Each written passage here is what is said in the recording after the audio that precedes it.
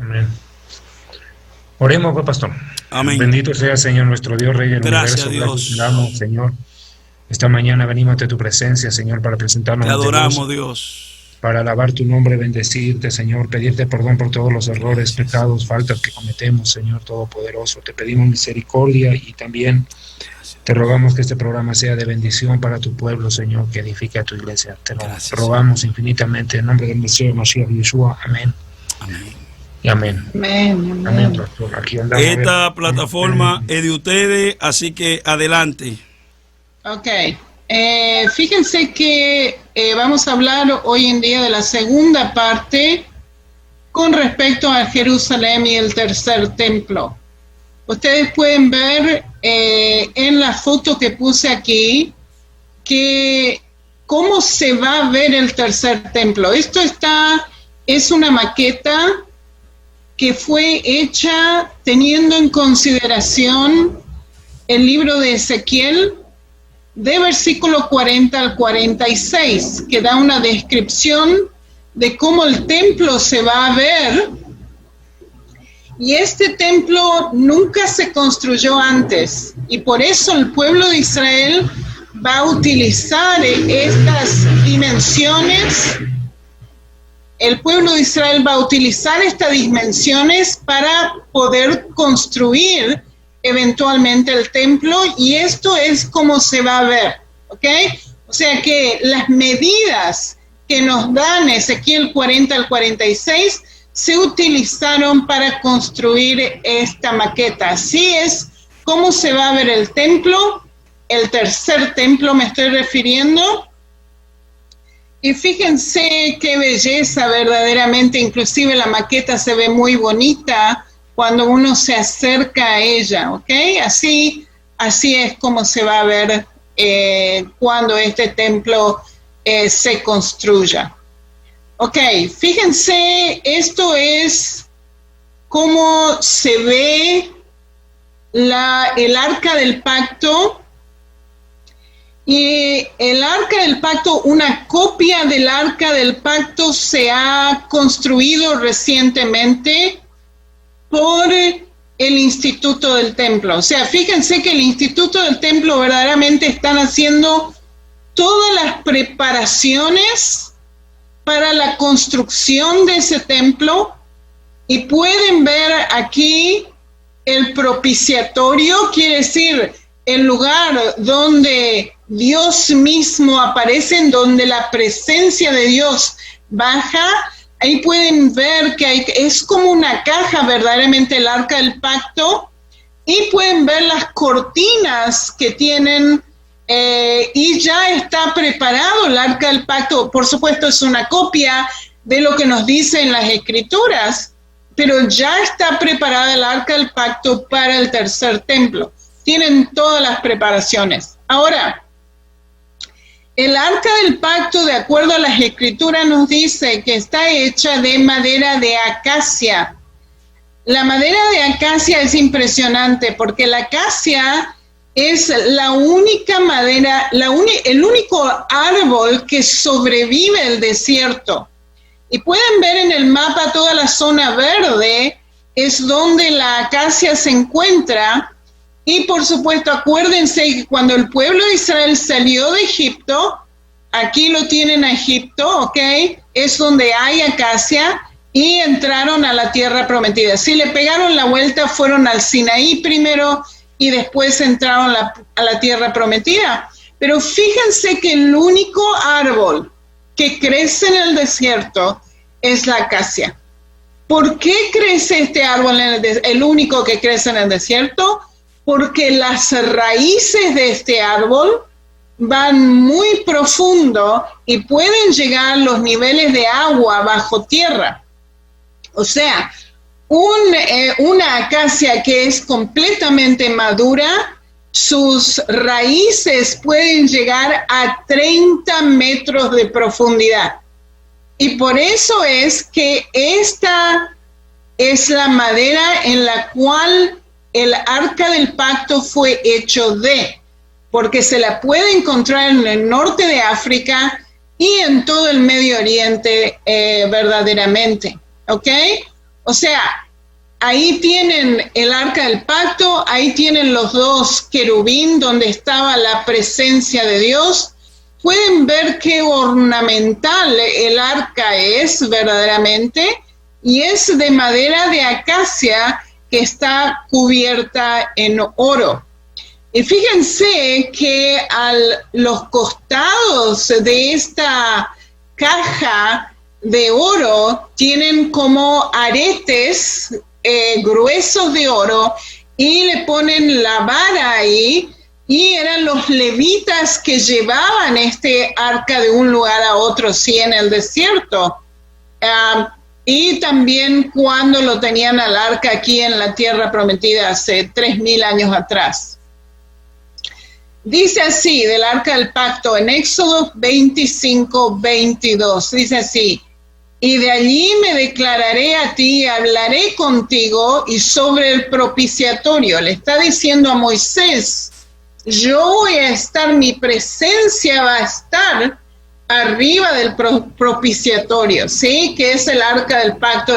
Es como una silla, es un asiento donde la presencia de Dios se ponía, ¿sí?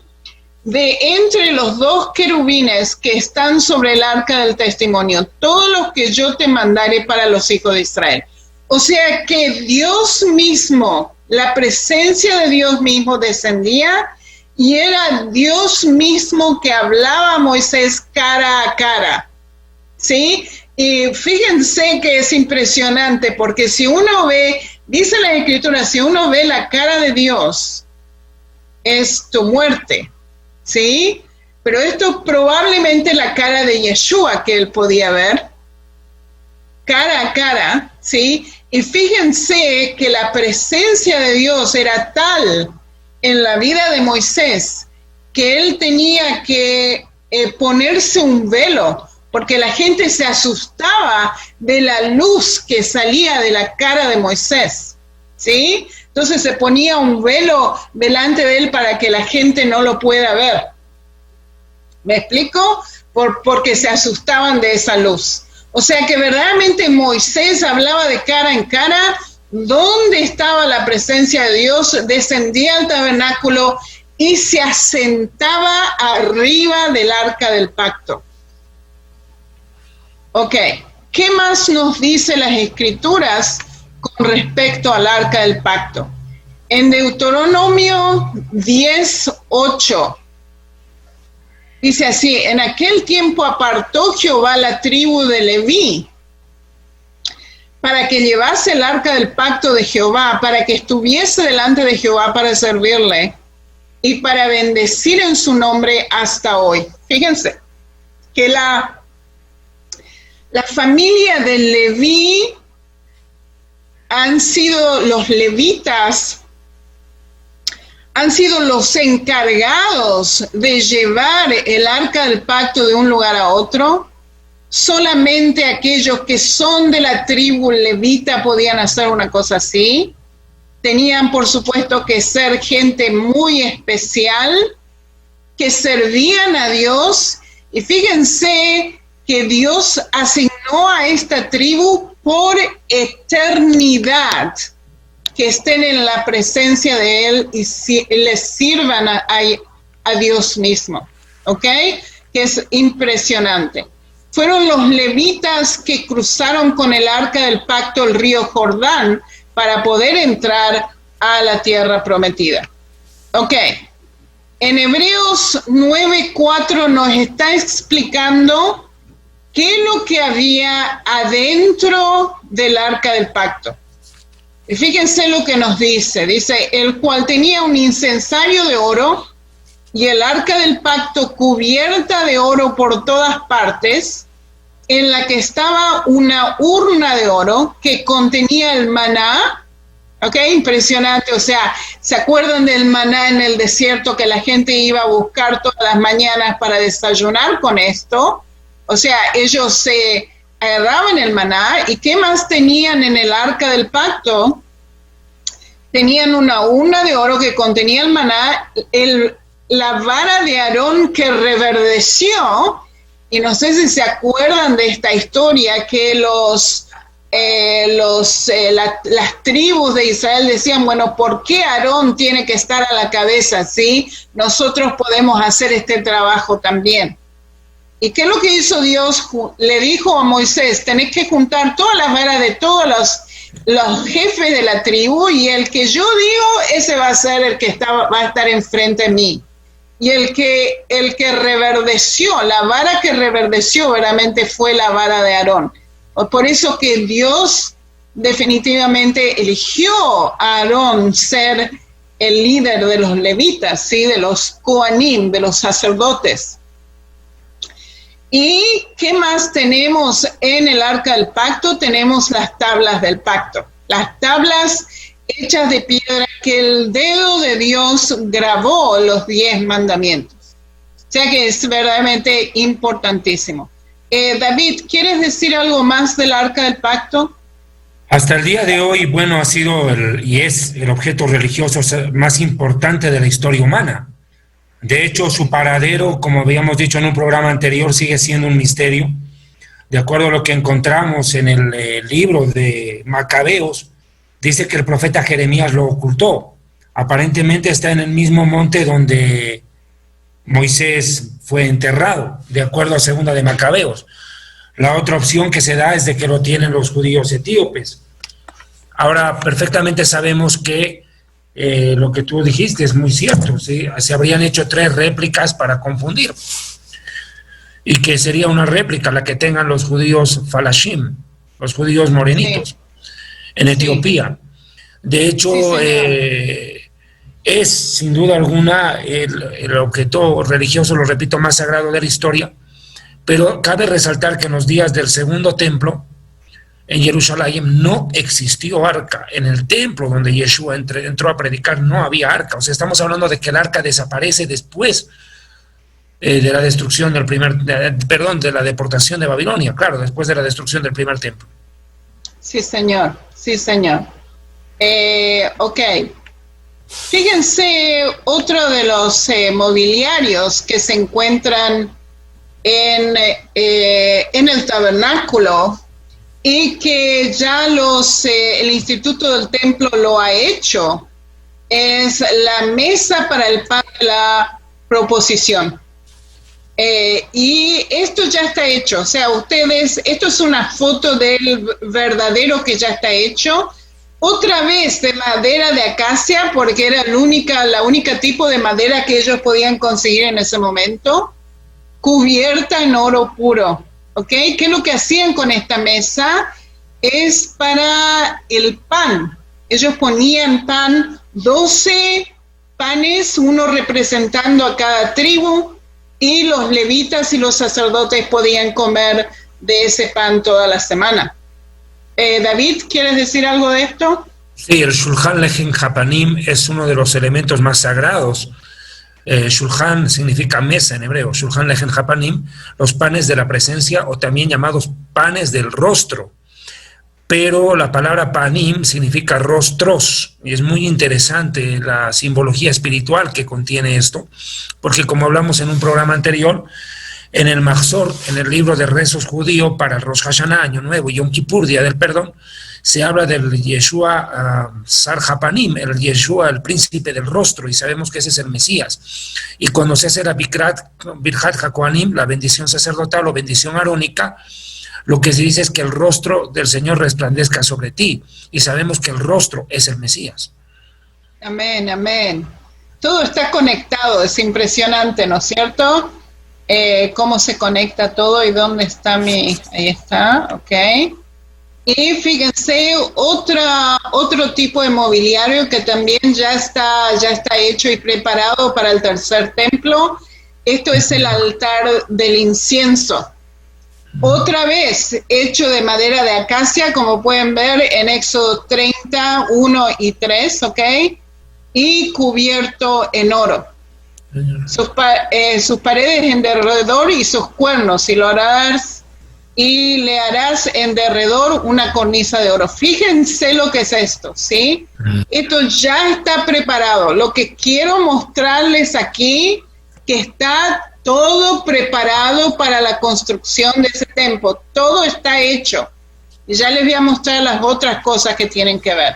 ¿Ok? Las vestimentas sacerdotales. Ah, perdón, sí, ¿querés decir algo? Sí, señora. El Mizbeach Haketoret, el arca del incienso, el altar del incienso, que también tenía las argollas hechas de madera casi forradas con oro, porque no se podía tocar el mueble como tal, sino cargar solamente las barras, cargarlas. Esto es importantísimo. Yo no sé si me permite, por favor, con todo respeto, no sé si alcanzan a ver esta fotico, cómo es que se ministraba delante del altar del incienso. Esos cuernos eran untados con sangre. Esto es importantísimo. El número 4 representa al mundo, los 4 puntos cardinales. Y por eso tenía 4 cuernos. Es interesante que en la Biblia la palabra cuernos no significa al diablo. O sea, los cuernos representan, que quede claro, poder. De hecho, en el mismo libro del Apocalipsis, el Cordero, que es el Mesías, dice que era un cordero de 7 cuernos. ¿Cómo así? O el Anticristo, que tiene 10 cuernos. O sea, cuernos representa poder, señorío y autoridad. Cuando vemos que tiene 4 cuernos, estamos diciendo que la oración, porque eso es lo que representa, el altar del incienso representa la oración, la intercesión hacia los 4 rincones del mundo. Eso es muy importante entenderlo. Pastor, como ustedes saben, yo tengo este libro que se llama Real Sacerdocio a todo color, donde también explico en detalle todo este tema del tabernáculo. De hecho, en el programa La Final Trompeta, el día de mañana, ya me toca entrar a explicar en detalle precisamente los mobiliarios del lugar santo. El pastor, su merced, lo tiene ahí. Es un libro a todo color que complementa en detalle todo lo que está explicando Sonia, porque para mí me parece vital, pastor, lo que Sonia está aportando. Claro, sí, señor, es un libro a todo color, porque a las suegritas les gusta ver dibujitos y a color. Uy, si no, pues, hermano, pura letra se duermen. Entonces, este libro les va a ayudar a ustedes a entender todo lo que es el tabernáculo y todo su significado espiritual a la luz del Mesías. Pero que estamos viendo con Sonia ahorita, por favor, pongan atención a los que recién se conectan. Estas son fotografías reales del mobiliario recientemente fabricado en Israel desde hace no más de 4 años, que ya está preparado para ser presentado cuando el tercer templo sea reconstruido, en una reconstrucción que no va a demorar más de 90 días. Sí, señor, exacto. Esa es la página y se puede ver al sumo sacerdote ministrando junto al altar del incienso. Seguí, Sonia, perdona. Sí, señor. Gracias. Ok, fíjense que también tienen las vestimentas sacerdotales. Las escrituras nos dan específica instrucción de cómo tienen que ser esas vestimentas sacerdotales. Está en Éxodo 28, versículo 4, y dice: las vestiduras que harán son estas: el pectoral, el éfod, el manto, la túnica bordada, la mitra y el cinturón. O sea, todo esto ya está preparado. O sea que lo único que necesitan es el templo, ¿sí? Y ya va a estar hecho. Fíjense las piedras ahí de los sacerdotes que David te está mostrando. Y estas piedras representan las tribus de Israel, que estaba en el pectoral, en el fronto, en el pecho del sumo sacerdote. Y fíjense que de acuerdo al Talmud, Dios daba información a la gente, al sumo sacerdote, con respecto a las tribus de Israel con esas piedras. ¿Por qué él daba información? Porque, por ejemplo, pongámosle que una tribu del norte de Israel, digamos que Asiria viene a atacar Israel, y Dios le daba información al sumo sacerdote cuáles son las tribus que tienen que pelear en contra del rey de Asiria. Entonces, ¿qué es lo que pasaba? Las luces, esas piedras tenían como si fueran luces, se iluminaban cuando Dios le estaba diciendo al sumo sacerdote cuáles eran las tribus que tenían que ir y atacar a Siria, para que Asiria no entre al país, ¿ok?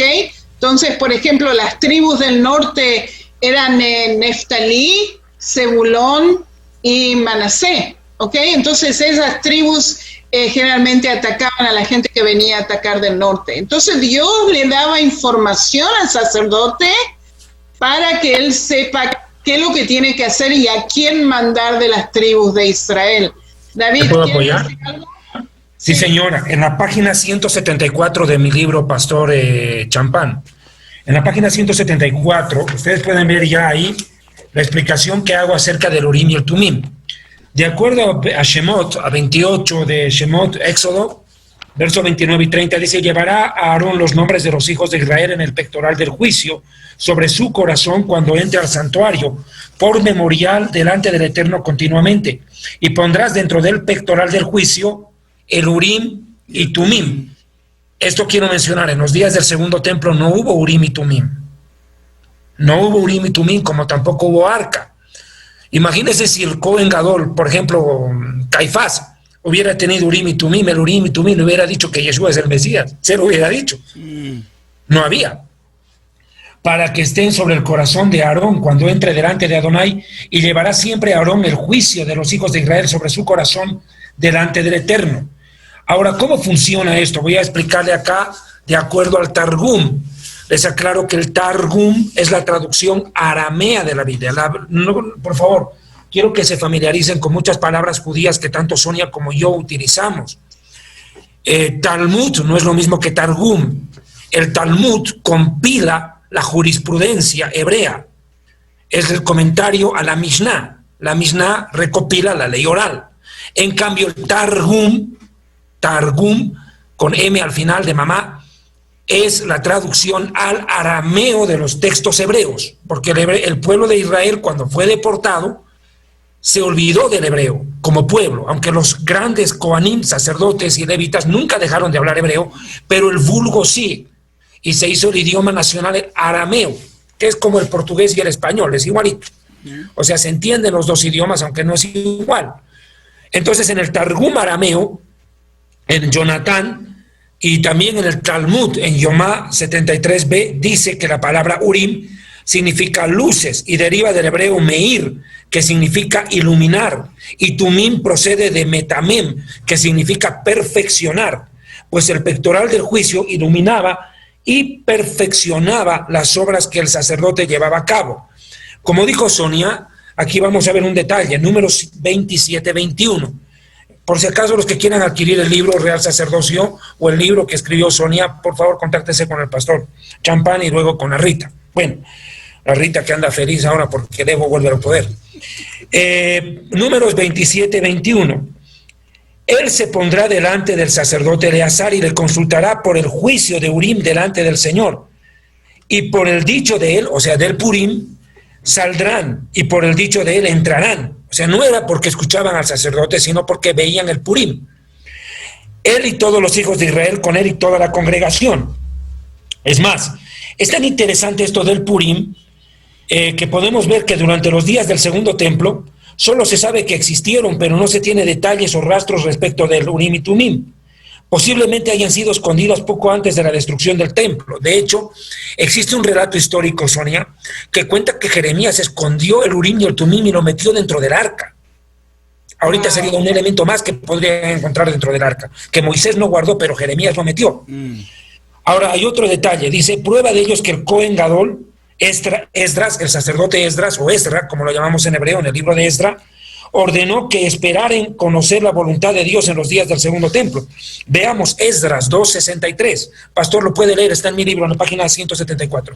Léalo, por favor. Dice, sí, el gobernador le dijo que no comiesen de la cosa más santa hasta que hubiese el sacerdote para consultar con el Urim y el Tumim.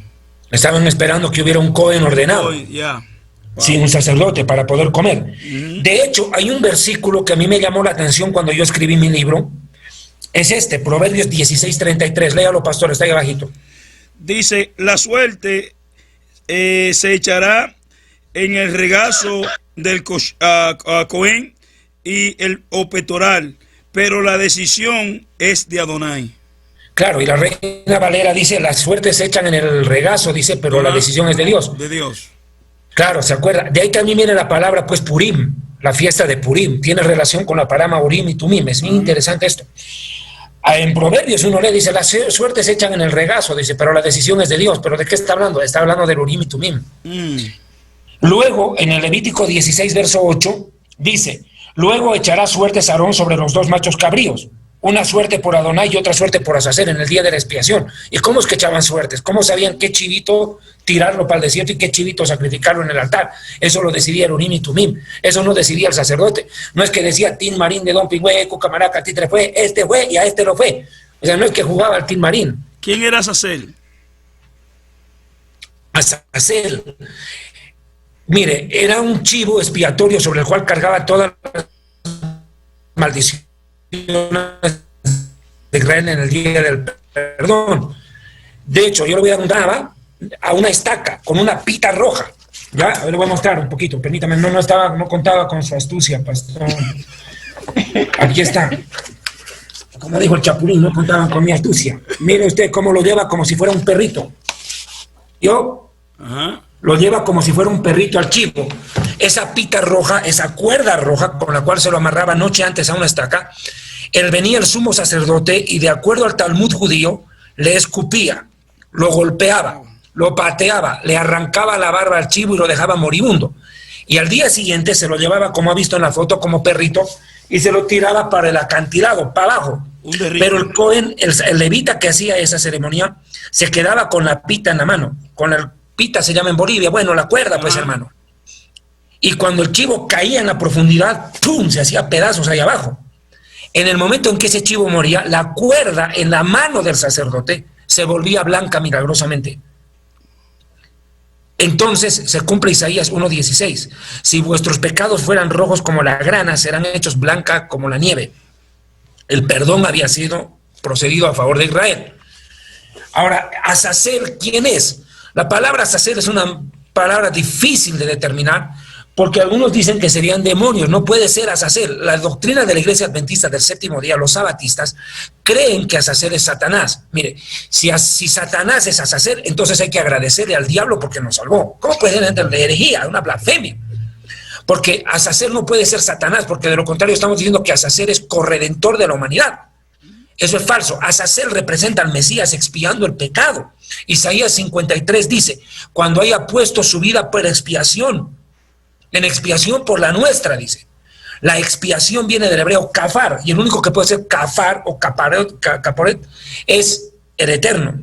La capará es el único que la puede ser el eterno, por medio del Mesías. O sea, la doctrina de ellos es torcida.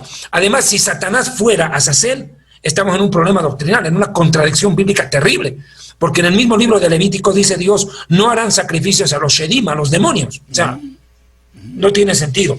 Le voy a leer lo que dice, señora. Y otra cosa, David, fíjate que le escupieron la cara al chivo, le sacaron la barba, lo golpearon al chivo. ¿A quién le hicieron esto? A Yeshua mismo. Yeshua es nuestra expiación. Yeshua es el que recibe nuestros pecados sobre su hombro, ¿sí? Él es el que toma el pecado del mundo y Él es el que fue crucificado y muerto por nosotros. Y fíjense que verdaderamente este Azazel es Yeshua mismo. Sí, pastor, si me permite, en la página 346 de mi libro, ahí está, ahí explico quién es el Azazel. Página 346, inciso 9, dice, ¿quién es Azazel? ¿Qué representa? Etimología. Azazel, en principio, veremos el origen de este nombre. Azazel proviene de la palabra hebrea ase, que significa cabra, caper emisarius, de acuerdo a la traducción de la latina vulgata. Caper emisarius o cabra emisaria o chivo expiatorio, de acuerdo a Levítico 16. En el Gur Ariyé, que comenta a Rashi, está escrito que Azazel es un vocablo compuesto por las palabras áspero o severo, y el, que significa fuerte y duro. De acuerdo al rabino Nachmanides, dice que cuando está escrito que el animal fue enviado a Azazel, simplemente quiere decir a un lugar inhóspito. Y ahí estoy explicando, Levítico 17:7, dice, y nunca más sacrificarán a demonios, tras los cuales han fornicado, Por ende, no puede ser pues que Azazel sea Satanás, como enseña la Iglesia Adventista del Séptimo Día. Aquí usted puede ver, por ejemplo, en esta fotografía, en mi libro, mire cómo están echando suerte sobre el chivo. Y fíjese la posición de las manos, pastor, del Cohen Gadol sobre las manos del chivo, entre los dos cuernos, sobre la cabeza del chivo, mejor dicho. ¿Qué es lo que estaba haciendo? Le leía literalmente todas las maldiciones que están en el libro de Deuteronomio. Transfería todas las maldiciones sobre el chivo. Por eso dice Timoteo, no impongáis manos con ligereza. Esto es muy interesante. Porque los sacerdotes imponían las manos al chivo, pero para maldecirlo. Transferían todas las maldiciones del monte Ebal. Maldito serás en tu entrada, en tu salida, tu canasta, tu familia. Todo ese chorizo de maldiciones le leían al chivo. Y el sacerdote con las manos sobre él. Pero también vemos a Moisés colocando las manos sobre Josué, o Pablo sobre Timoteo. O sea, por eso la Biblia dice, cuidado que no se dejen colocar las manos encima por cualquier predicador, porque te puede caer una buena maldición. Wow. Impresionante. Tremendo. Muy interesante, pastor. Respondí a la pregunta, pero esto del Urim y Tumim, yo quisiera leer esto. Sonia, dime. Sí, señor. Sonia, ¿me permites un cachito terminar esto del Urim y Tumim? No quiero dejarle a la gente colgada con esto. Mira lo que dice Flavio Josefo sobre el Urim y Tumim. Yo quiero en esto un paréntesis, pastor, antes de entrar en esto. Por favor, permítame decirlo. Yo valoro una cosa muy clave de lo que está aportando Sonia. ¿Me escucha? Porque tengo inestable la conexión a internet. ¿Me está escuchando? Se está escuchando. Sí. ¿Me oye, pastor? Sí. Ya. Sí, señor. Yo quiero ponderar esto, pastor, porque a través de Sonia, Dios está permitiendo que este programa llegue con una óptica muy diferente. Ustedes me conocen por 22 años como predicador bíblico, pero con Sonia, ustedes me están permitiendo, el Señor me está permitiendo entrar a un área como predicador en la cual pocas veces me he desenvuelto, pero que también es mi formación académica. Yo quiero agradecerte, Sonia, en eso, porque me estás permitiendo enseñar no solo como predicador, sino como sociólogo, como historiador, en un área académica donde pocas veces me he desenvuelto como predicador, y estamos llevándole a la gente pruebas históricas, arqueológicas. Enseguida vamos a ver un video de Sonia, fantástico, no se aparten del programa, donde Sonia, en el lugar de los hechos, en Jerusalén, en el Muro de los Lamentos, les va a dar una explicación, pero maravillosa, de aquí a pocos minutos, por favor. Eso es lo que queremos hacer en este programa, pastor. Yo le agradezco a usted, porque tanto Sonia como yo, como judíos, estamos tan agradecidos que Dios lo haya puesto a usted en nuestro camino y nos permita llegar con una enseñanza que no solo es bíblica. Estamos demostrándole con otros elementos que la Biblia es verdad. Y no porque nosotros necesitamos referirnos a otras fuentes para creer lo que la Biblia dice. No, nosotros no las necesitamos. Pero aquellos que no conocen Biblia quieren comprobar si la Biblia es verdad. Y para eso esas fuentes no contradicen, sino ratifican lo escrito. Miren lo que dice nuestro historiador judío Flavio Josefo, página 175 de mi libro. En su libro Antigüedades de los Judíos describe algo interesante sobre el Urim y Tumim. Dice, y diré algo maravilloso, 2 puntos. Dios anunciaba de antemano por medio de las 12 piedras. Aquí le voy a mostrar esto. Permítame un momentito. Algo así era el Urim y Tumim, el efod. Sí, señor. Ya, piedritas. Dice, Dios anunciaba de antemano por medio de esas 12 piedras que el Cohen Gadol, el sumo sacerdote, llevaba en el pecho, cuando saldríamos victoriosos en los 12 nombres de los 12 hijos de Israel, o sea, las 12 tribus. Además, acá en esta parte, pastor, aquí había unas piedritas. Sí. En esta parte. Ya ahí, donde estaban los nombres de los patriarcas Abraham, Isaac y Jacob, y las palabras Shivitei y Yesurum, que significa tribus de Israel, completando de esa manera. ¿Qué pasó? Sí, está bien. ¿Algo pasó? Seguí. Completando de esa manera el alefato, el abecedario hebreo. Listo. Antes de que el ejército fuera a la guerra, salía de ellos un resplandor tan grande que todo el pueblo sabía que el Señor estaba ahí para ayudarlo. De ahí que los griegos lo veneraron. Veneraron nuestras leyes, los griegos que se convirtieron, ¿no? Porque no pudieron contradecir este hecho y lo llamaron a partir de ese momento oráculo. Los griegos lo llamaban oráculo, al Urim y Tumim. Imagínense, los griegos conocieron el Urim y Tumim. De hecho, hay muchos pasajes bíblicos donde Dios respondió por medio de ellos. Ahora, yo quiero explicar esto, pastor.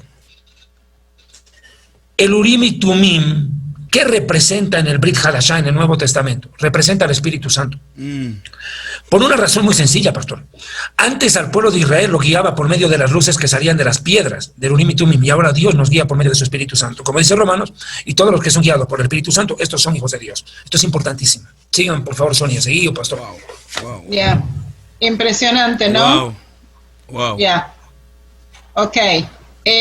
Fíjense que también el Instituto del Templo tiene preparados los instrumentos que van a utilizar. Acuérdense que fueron los levitas, que eran los cantantes, que eran los que adoraban, hacían como una orquesta, ¿sí? De adoración a Dios 24 horas al día. Tenían turnos y estaban constantemente adorando a Dios en el templo. Y el pueblo de Israel hacía todo tipo de instrumentos hechos de madera, con arpas, salterios, panderos, flautas y címbalos. O sea que estaban adorando a Dios con todo tipo de instrumentos musicales.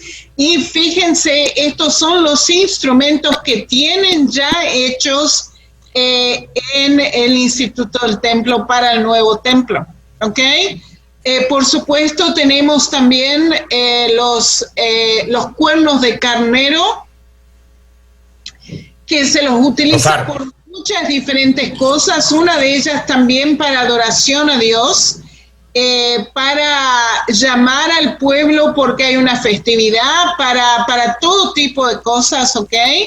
Y también cuando Dios desciende al monte de Sinaí, cuando Él está descendiendo en el monte de Sinaí, dicen las escrituras en castellano que son bocinas, pero no son bocinas, son los cuernos de carnero que están verdaderamente haciendo más fuerte y más fuerte y más fuerte cuando Dios mismo está descendiendo en el monte de Sinaí, ¿ok? Cuando lo llamas shofar, te entienden shofar. Ok, ellos entienden lo que es un shofar. Ahí lo tienen al cuerno de carnero, que es el shofar, ¿sí? También tenían otro tipo de trompetas en el tiempo de los templos, ¿sí? Que Dios mismo le hizo hacer al pueblo judío, le explicó cómo hacerlos. Están en Levíticos 23, 24. Y dice así: habla a los hijos de Israel y diles, en el mes séptimo, el primero del mes Tishrei, tendréis día de reposo, una conmemoración al son de trompetas, asrosá. O sea, tenemos el shofar, que son los cuernos, y también tenemos otro tipo de trompeta, que es trompetas de metal, que Dios dijo cómo hacerlo a Moisés, ¿sí? Y se llaman asrosá, o sea, para llamar al pueblo, y también como musical instrument, como un instrumento musical. ¿Sí? ¿Te puedo añadir un versículo? Sí, Números señor. capítulos 10, números 10, Bemidbar 10. Dice: hazte trompetas, verso 2, de plata, de obra de martillo las harás, las cuales te servirán para convocar a la congregación y mover los campamentos. Trompeta de plata. Esa. Números 10, verso 2. Muy bien, eso es, ¿ok? O sea, eso también tienen. También tienen Flauta. que la han hecho como lo hicieron 2000 años atrás, ¿sí? Y fíjense que David siempre inventaba instrumentos musicales, como nos dice en Amós 6:5, dice: gorjean al son de la flauta e inventan instrumentos musicales como David. O sea que David estaba inventando instrumentos musicales también, ¿sí? Wow. Y pueden ver todos. ¿Le puedo decir algo? Ya tienen todo preparado para poder utilizarlos en el templo. Ok. Sonia, Y esto es muy importante. Sonia, esto es bien interesante, si me permite. Qué pena detenerte un segundito. David, si hubiera estado vivo hoy, gana un premio Grammy. Facilito. Le lleva todos los Grammys. Todos los años. Porque era compositor, cantautor y sobre todo fabricaba sus propios instrumentos. Era un genio. O sea, Beethoven al lado de David era un piojo con gripe, pues, hermano. Sí. Ok. La otra cosa que está preparada para el templo es la menorá, el candelabro. Ahora, Davidcito, vos tenés un candelabro chiquito en casa. Este candelabro tiene 2 metros de altura, está completamente hecho de oro, oro puro.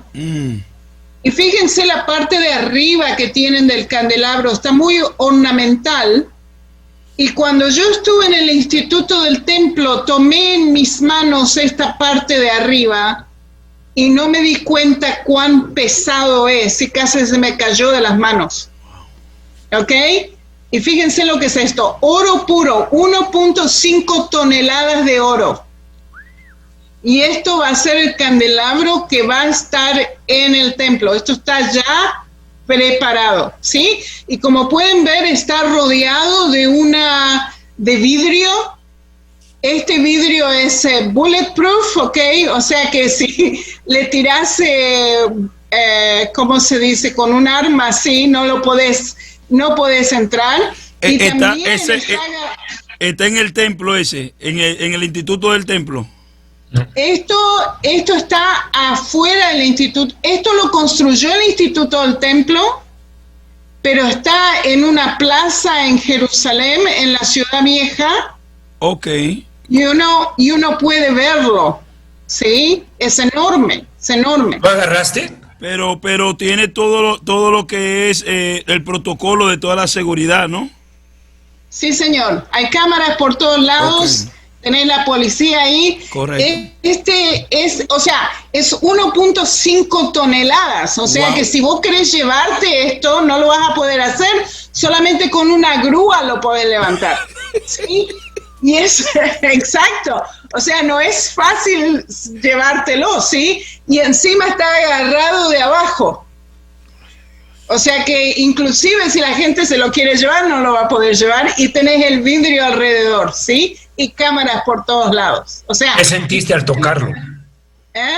¿Qué sentiste vos al tocarlo? Mira, yo estaba en el Instituto del Templo. Tienen otro más. No es este el que yo toqué, sino el que está en el Instituto del Templo. Y esta parte de arriba está hecha de piezas que se van una con la otra. Y me dijeron a mí, Sonia, poné la mano así, y yo la puse, y me empezaron a poner pedacito por pedacito, armándose arriba de mi mano, y era tan pesado que casi se me cae de las manos, ¿sí? O sea, esto es una de los candelabros, de la menorá. Pero hay un detalle, existe en el arco de Tito la prueba clara cómo los romanos se llevaron la anterior menorá, se la chorearon, se la robaron. Sí, de hecho, los rabinos de Israel le pidieron al Yuca, a Juan Pablo II y al Bienadicto, que devuelvan a Israel la menorá, y no lo han hecho.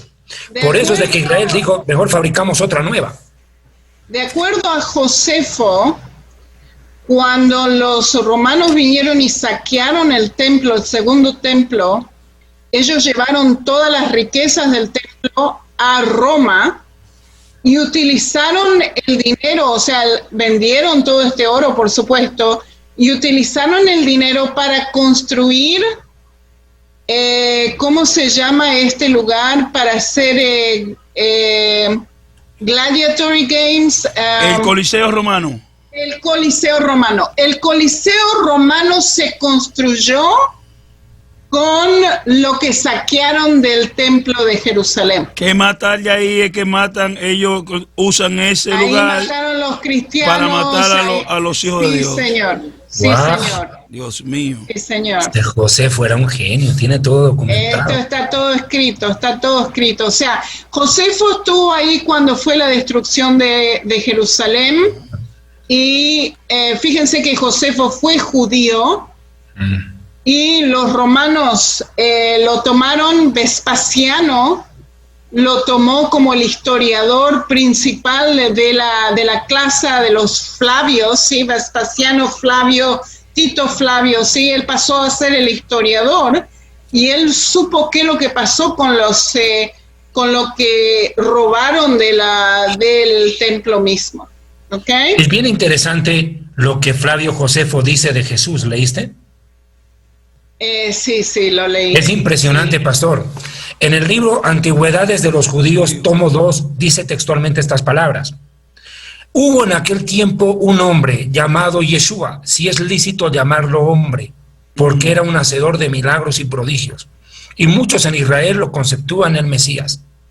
Pero mire lo que dice, si es lícito llamarlo hombre. Interesantísimo. Ya lo dijo todo. Sí.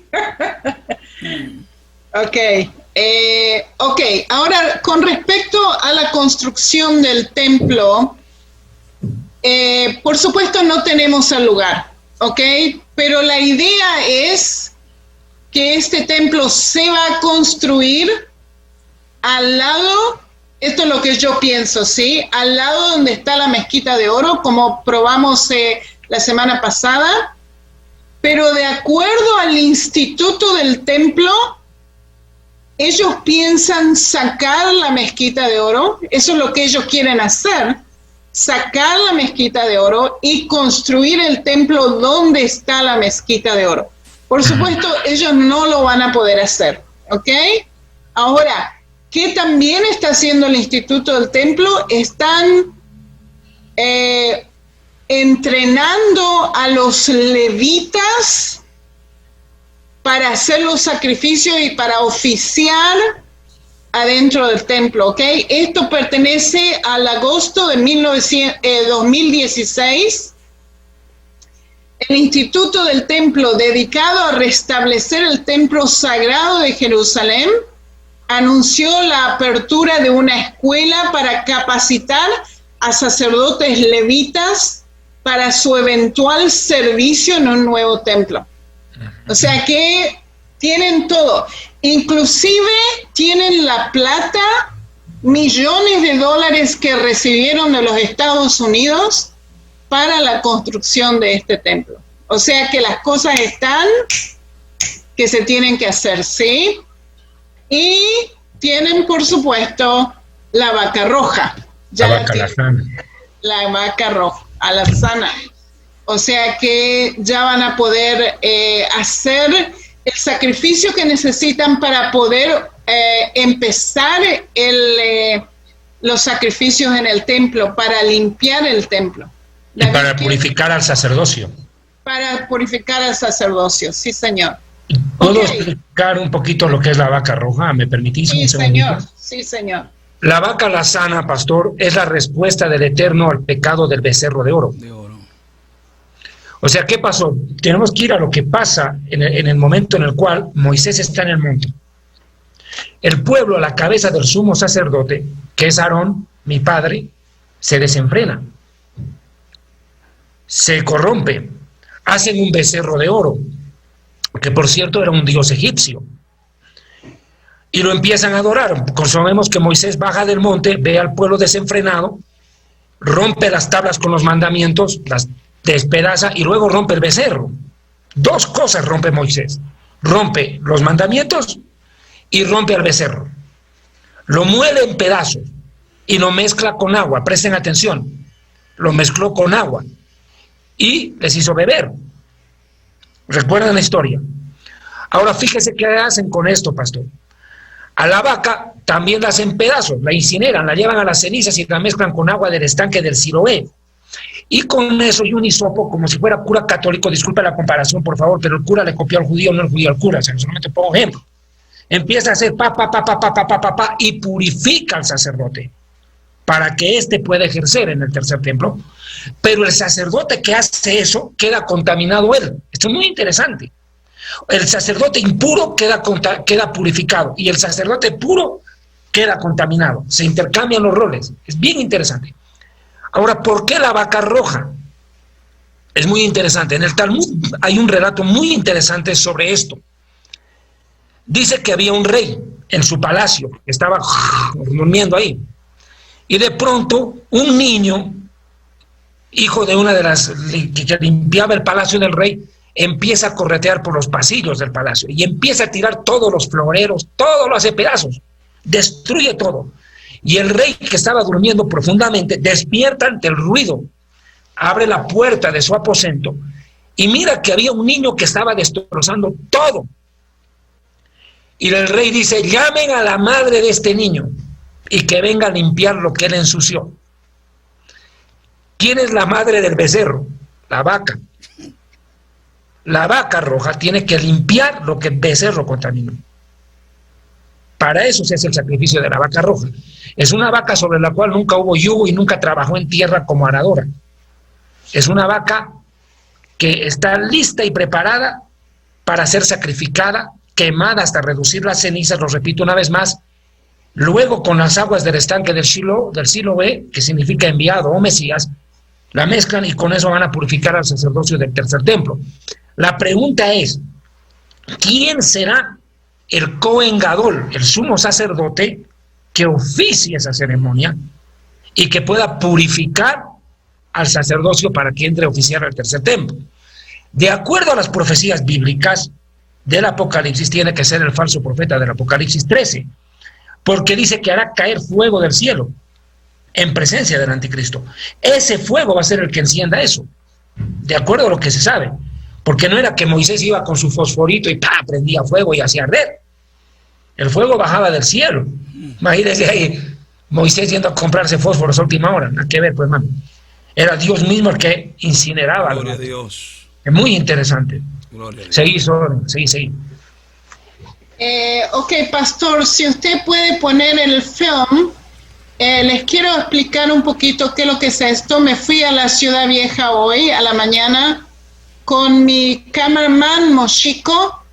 Yo hice la parte que pude hacer, pero él se metió a la parte de los hombres y van a poder ver, Moshiko está hablando en la parte de los hombres del Muro de los Lamentos, ¿ok? Bienvenidos a todos a la Ciudad Vieja de Jerusalén. Vamos a estar yendo al Monte del Templo, les quiero mostrar todas las cosas allá, y también al Muro de los Lamentos. Para que ustedes se acuerdan lo que hicimos la semana pasada con respecto al Monte del Templo, les quiero explicar un segundito otra vez. Fíjense, aquí tienen el Monte Moriah, donde estaba el templo de Salomón, donde estaba el templo de Zerubabel y también el templo de Herodes el Grande. Esto es el Monte Moriah. Aquí tienen el Monte Sión. Aquí es donde empezó Jerusalén y después se añadió, en el tiempo de Salomón, se añadió el Monte Moriah donde el templo estuvo. Ahora Herodes el Grande quería hacer un templo más grande, más impresionante. ¿Y qué es lo que hizo? Hizo una muralla de contención alrededor del Monte Moriah. Él llenó esta muralla de contención e hizo la plataforma más grande que el mundo vio. De un lado es más o menos 500 metros de largo por 400 metros de ancho, y es más o menos un rectángulo. Y en este rectángulo él puso el templo, Herodes Templo. Y vamos a estar yendo a la plataforma donde hoy en día está la Mezquita de Oro, y vamos a ir también al Muro de los Lamentos, que es parte de la muralla de contención. Del templo no queda nada. Como dijo Yeshua, no una piedra arriba de la otra iba a quedar del templo.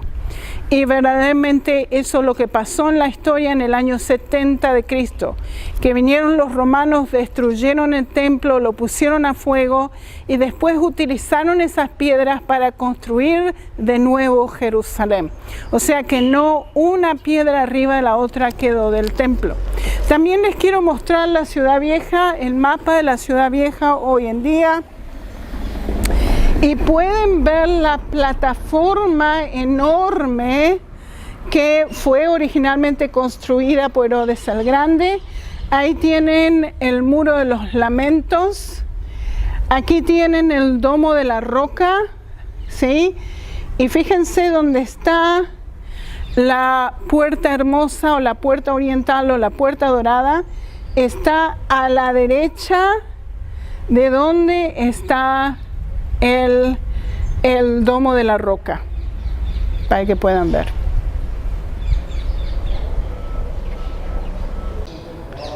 Estamos ahora en la mezquita Al-Aqsa, que es la mezquita la 3 más importante del Islam, después de Meca y Medina. Estamos en el monte del templo, estamos en el monte Moriah, en la plataforma que fue construida por Herodes el Grande, que no fue tan grande, ¿sí? Este es el Herodes que mató a los inocentes cuando Yeshua nació.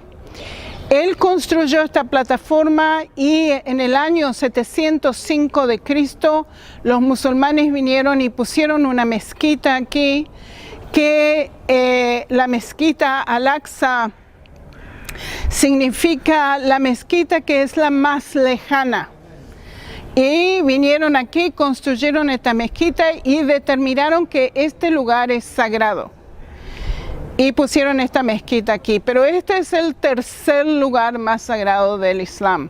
Como pueden ver el tamaño de esta mezquita, los musulmanes utilizaron piedra del tiempo de los bizantinos para construir esta mezquita. Como pueden ver, a la entrada de la mezquita tienen como unos almohadoncitos alrededor, y esto es verdaderamente la manera de construir de los bizantinos 1500 años atrás. ¿Y qué es lo que pasa? La mezquita Al-Aqsa está arriba del monte Moriah, pero fíjense, el monte Moriah es así. Cuando Herodes el Grande construyó esta plataforma, la puso la mezquita de este lado. Entonces, ¿qué es lo que tuvo que hacer? Tuvo que hacer pilares para poder sostener esta mezquita. ¿Qué es lo que significa? Que cuando hay un terremoto, esta zona se mueve muy rápidamente y esta mezquita cae. Por eso 3 veces ya en la historia esta mezquita se cayó y la tuvieron que reconstruir. Lo que quiero hacer es mostrarles alrededor cómo se ve esta plataforma. ¿Qué es lo que pueden ver de esta plataforma? Aquí tienen la mezquita Al-Aqsa, que se construyó en el año 705 de Cristo por los musulmanes. Allá tienen el monte de los olivos, como pueden ver. ¿Para qué lado? O sea que este es el lado oriental de la plataforma. Y aquí está en el lugar oriental la puerta oriental o la puerta dorada. Y ya vamos a ir a verla después. Y también lo que tienen en esta plataforma es la cúpula de oro. Y no sé si la puedes ver, Moshiko. Muy poquito. Ok. ¿De dónde puedes sacar la cúpula de oro? Entonces, fíjense el tamaño de esta plataforma. Acuérdense que es un rectángulo, más o menos de 500 de largo por 400 de ancho. Y es enorme, ¿sí? Y vamos a ver también dónde probablemente va a estar el templo.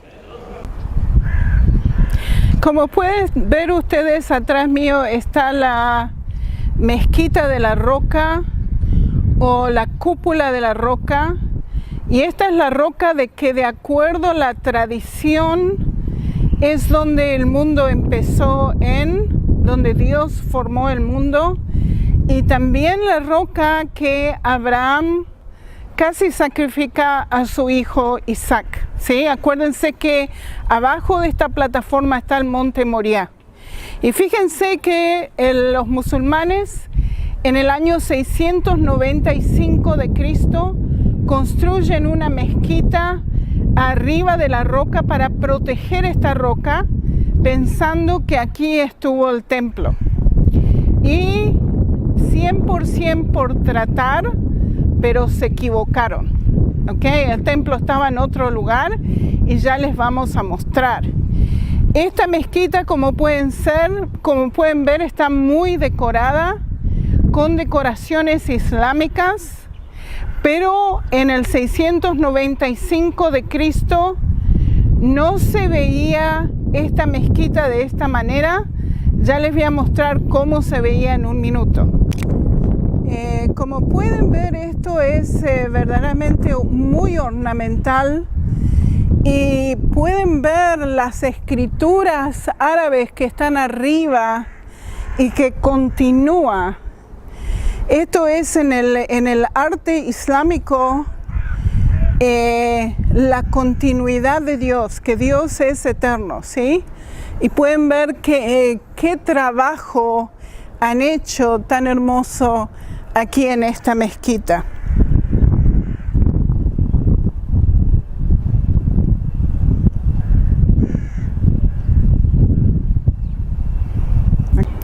Esta es la entrada a la mezquita, pero hoy en día está cerrada. No permiten a nadie entrar, a ir a ver a la roca. Hace 20 años atrás sí podíamos entrar, pero hoy en día no nos permiten. Y esta mezquita solamente se abre en las festividades musulmanas y solamente las mujeres pueden venir a orar aquí. O sea que está muy restringido entrar en este lugar. Pero lo que les quiero mostrar también aquí es el techo. Así es como se veía la mezquita en toda su exterior cuando originalmente fue construida, con estas piedritas chiquititas, y estas piedritas chiquititas que tienen ese color en particular se juntan todos, son mosaicos, se juntan todos y hacen unas figuras, como pueden ver. Estas figuras tienen también de dorado, o sea, tienen color dorado, que es verdaderamente oro. Todo este mosaico, así es como estaba la mezquita todo alrededor originalmente, pero se dieron cuenta que es demasiado caro. Entonces, ¿qué es lo que hicieron? Cambiaron su fachada para que no les sea tan caro, ¿sí? Pero así es como originalmente se veía. Estamos del otro lado de la mezquita para que ustedes puedan ver dónde exactamente nosotros pensamos que va a estar el templo. Acuérdense que de acuerdo a Josefo y de acuerdo al Talmud, cuando todas las puertas del templo se abren, enfrente de ella está la puerta hermosa o la puerta oriental o la puerta dorada, ¿sí? Y fíjense que verdaderamente enfrente de este lugar donde yo estoy está la puerta dorada. Del otro lado está el Monte de los Olivos. El Monte de los Olivos es donde Yeshua va a poner sus pies y entra por esta puerta, ¿sí? Y fíjense, este es probablemente el lugar, ¿sí? Y hay una cúpula que se llama la cúpula de los espíritus, donde pensamos que el lugar santísimo estuvo cuando el templo estuvo aquí, el templo de Herodes estuvo aquí. En Apocalipsis 11 nos dice así: me fue dada una caña de medir semejante a una vara, y alguien dijo: levántate y mide el templo de Dios y el altar y a los que adoran en él, pero excluye el patio que está afuera del templo y no lo midas, porque ha sido entregado a las naciones. Y fíjense qué es lo que nosotros pensamos, que esta mezquita va a estar en el lado de las naciones. Esto fue entregado a las naciones y el templo se va a construir donde estaba originalmente, donde estoy yo parada ahora. Lo que pueden ver aquí es la puerta dorada o la puerta oriental. Esta es la puerta donde Yeshua entró 2000 años atrás, que después fue cerrada por un sultán musulmano que se llamaba Sulemán el Magnífico. Él es el que cerró esta puerta. Y fíjense que es fascinante, porque en el libro de Ezequiel nos dice, Ezequiel 1 y Ezequiel 4 también, nos dice que esta puerta iba a estar cerrada después que el Mesías haya entrado por ella. Y esta puerta está cerrada hoy. Fíjense, esta es la puerta que Yeshua entró y la gente estaba diciendo: Hosana, Hosana al hijo de David. Que lo que estaban diciendo en hebreo es Hoshana, Hosanna, hijo de David. Y le estaban diciendo, primero que nada, que era el Mesías, porque lo llamaban hijo de David. Y la otra cosa que le estaban diciendo es, sálvanos. Sálvanos, hijo de David. ¿De qué? ¿Sálvanos de qué? De la opresión romana. La gente común que estaba entrando al templo en ese momento querían que Yeshua los salve de la opresión romana. Y quiero que vean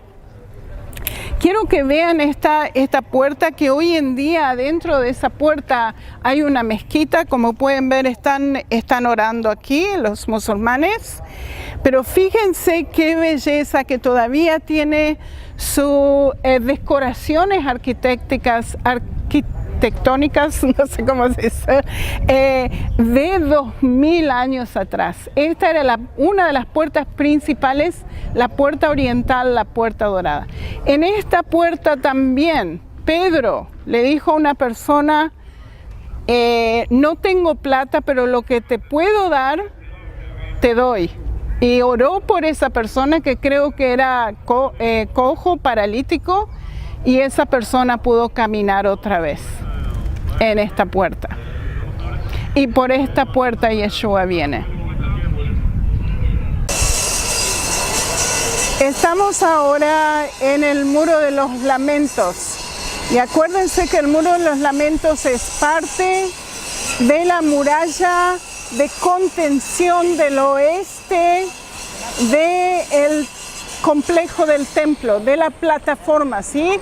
Estuvimos allá arriba donde está el Domo de la Roca, pero ahora estamos abajo, estamos en el Muro de los Lamentos, y aquí viene el pueblo de Israel a orar, aquí viene el pueblo de Israel a adorar a Dios.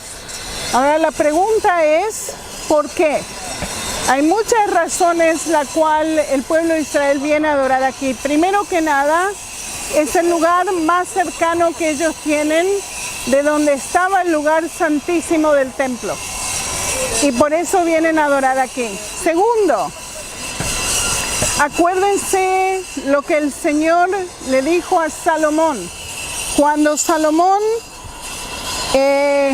dedicó el primer templo, Salomón hizo muchos sacrificios y rogó a Dios que Él escuche las oraciones de su pueblo en este lugar.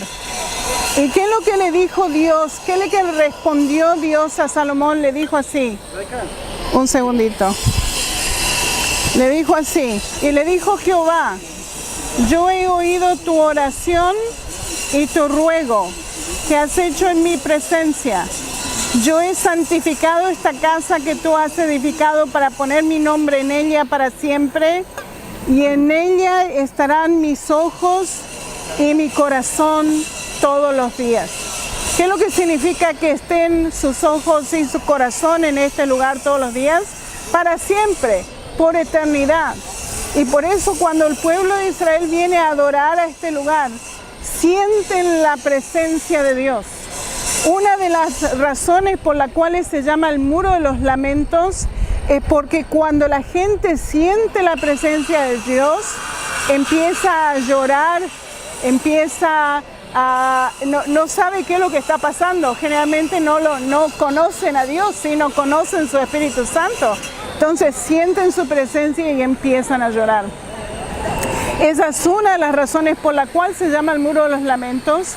Y la segunda razón es porque el pueblo se está lamentando en el hecho de que no hemos construido todavía el tercer templo.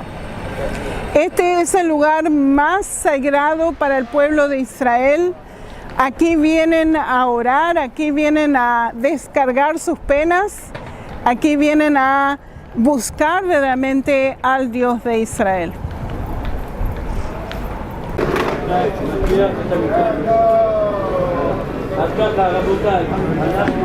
Estamos en el Muro de los Lamentos.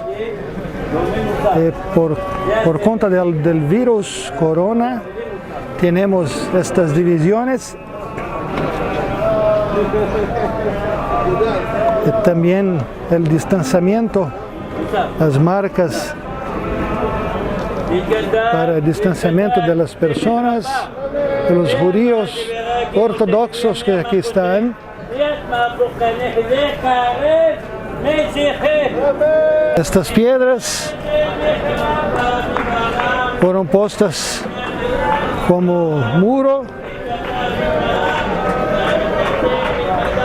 por Herodes. Y tenemos las marcas de la construcción de Herodes en las piedras, la moldura que hay en todas las piedras fueron usadas por Herodes. Aquí tenemos la ceremonia de Bar Mitzvah, cuando el pequeño de 13 años pasa a ser adulto en términos religiosos. Primera vez que el niño lee la Torá. Y tenemos aquí a las mujeres testimoniando.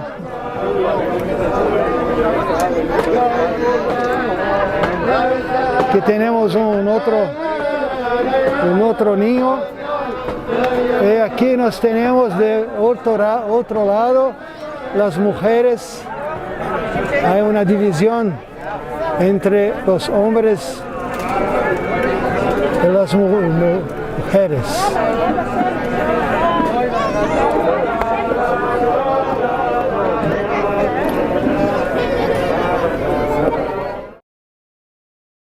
Tremendo video. ¿Les gustó? Tremendo. Beautiful. Wow. Excellent. Tremendo material.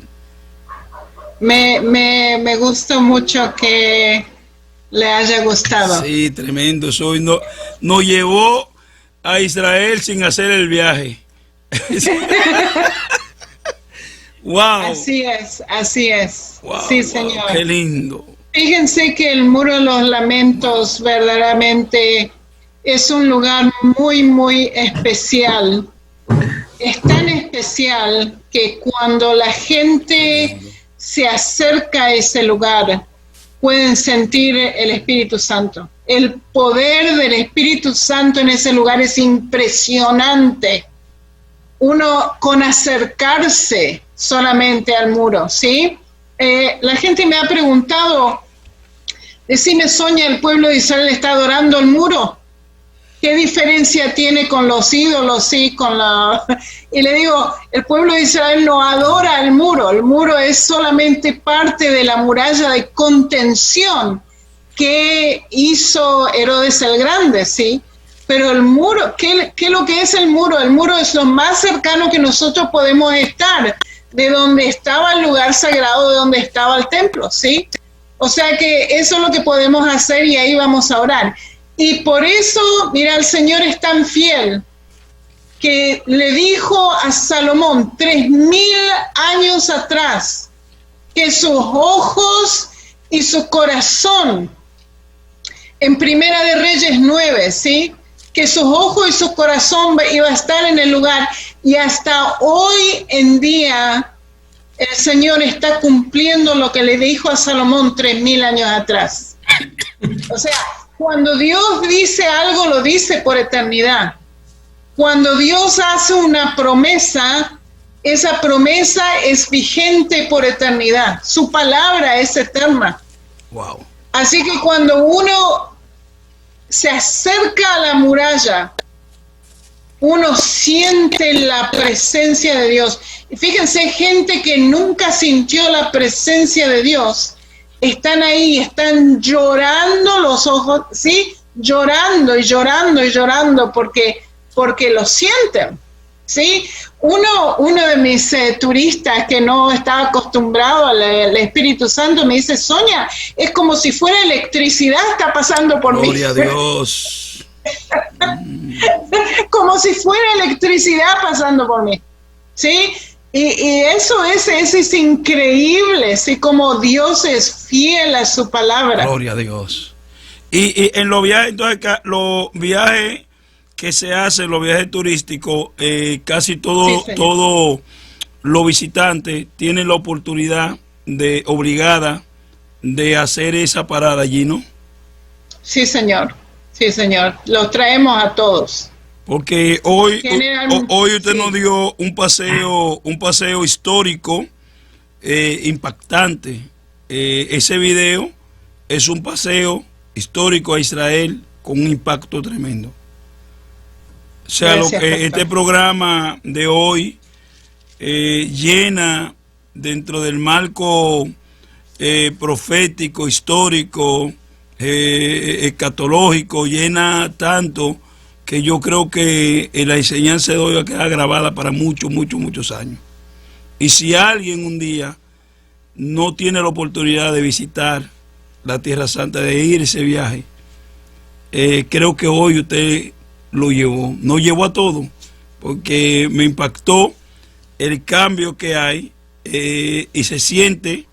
Yo estoy aquí en Estados Unidos, pero se siente el dinamismo que hay cuando usted sale de el Dom Dorado y llega al lugar. Se ve el cambio que hay, la espiritualidad que hay, se siente de un lugar hasta la el diferencia. Otro. Yeah. Ahora, si usted está aquí, usted va a sentir cuando está en el complejo del templo arriba, donde está la mezquita de oro, siente nada. O sea, inclusive opresión. Uno está nervioso, ¿sí? Porque te vienen la policía, la WAF, cuando nosotros estábamos haciendo este film, nos vinieron la policía y nos dice, ¿qué están haciendo ustedes acá? Y yo y Moshiko, que es mi cameraman, somos los dos guías, los dos con certificación. Con certificación. O sea que no nos pueden decir nada, ¿sí? Pero de todas maneras no quieren que estemos filmando, y como yo estaba hablando en español, no pueden entender español. Okay. Si yo hubiera estado hablando inglés, no me hubieran dejado filmar y decir lo que estaba diciendo, porque porque ellos hubieran entendido lo que yo digo. Pero fíjense que no te permiten llevar símbolos religiosos, no te permiten llevar la Biblia. Por eso yo estoy con el teléfono en mi mano leyendo las escrituras. Y se nos vino policía a nosotros para ver qué es lo que estábamos haciendo, ¿sí? Y yo le digo, yo le doy el contexto histórico, la arqueología y esto y lo otro, sí. No le digo verdaderamente lo que estoy haciendo. Bueno, sí estoy haciendo eso, pero estoy explicando dónde creo que va a ser el templo. Y por supuesto estos no entendían nada, ¿no es cierto? ¿Quién vigila esa parte ahí? ¿Está bajo la autoridad de Israel, de la policía israelí, o quién es encargado de eso? Ok, hay dos sistemas de guardias en ese lugar. Uno es la WAFC, que es la policía musulmana religiosa. Ok. Que se fijan que no estemos orando, está prohibido ir a orar a ese lugar.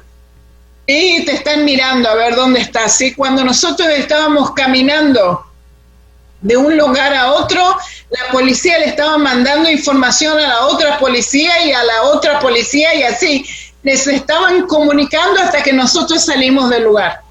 Así que es horrible, es opresivo, no me dejaban tener los diagramas. Pues a mí me gusta explicar las cosas con diagramas, ¿sí? Correcto. No puedo meter los diagramas ahí adentro. Entonces uno puede ver la opresión musulmana en ese lugar. Wow. Pero cuando venís al Muro de los Lamentos, es el Espíritu Santo, es Dios mismo, es una maravilla, ¿sí? Y cuando uno está en Jerusalén, Jerusalén misma está bendecida, es una ciudad bendecida. Uno puede sentir el Espíritu Santo en Jerusalén, ¿sí? La gente entra a Jerusalén y empiezan a llorar, así como entran a Jerusalén. Gloria a Dios. Y le digo a la gente, ustedes sienten que esto es casa, ¿no es cierto? Y todos me dicen que sí, con llorando. Lágrimas en los ojos.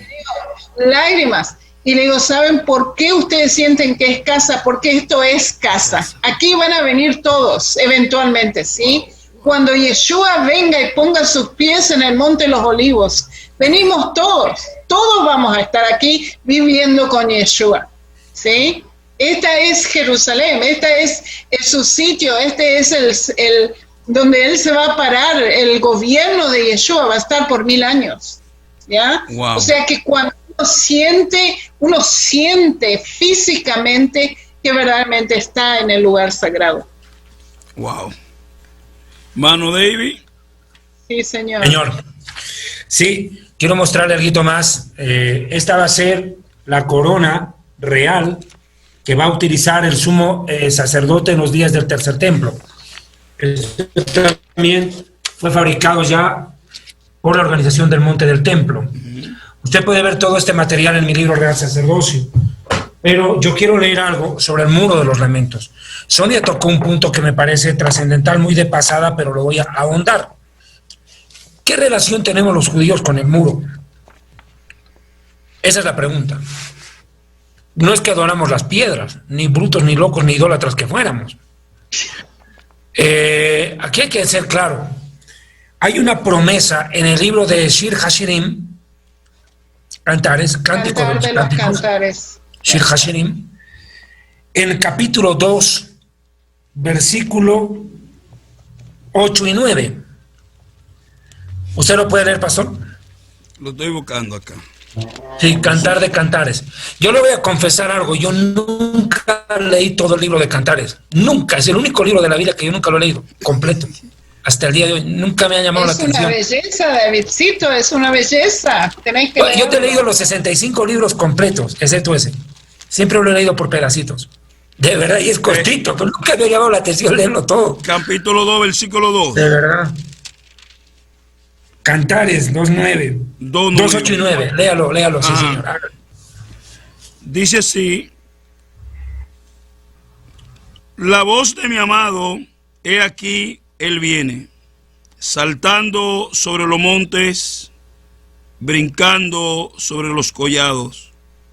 Mi amado es semejante al corzo o al Batillo. Él aquí está tras nuestra pared, mirando por las ventanas, activando por la celosía. Él aquí está detrás de nuestro muro o pared. Wow. Está detrás de nuestro muro, dice. Yes. Yo le voy a contar un testimonio de unos ortodoxos. Póngame mucha atención a lo que les voy a decir, esto es muy delicado. Hace unos 7 años aproximadamente, durante la fiesta del Sukkot de Tabernáculos, los rezos estaban siendo en su momento más efervescente. Y había un grupo de ortodoxos que estaban orando frente al muro. También se llama Muro de los Lamentos porque lo que se lee es el libro de las Lamentaciones de Jeremías. Por eso también se le llama Muro de los Lamentos, porque lo primero que se lee es Lamentaciones. Y cuando estaban orando, inclinándose, de pronto, ¡bum!, emergió una figura visible de un varón de entre las piedras y se les paró a ellos enfrente y les dijo: yo soy Yeshua el Mesías.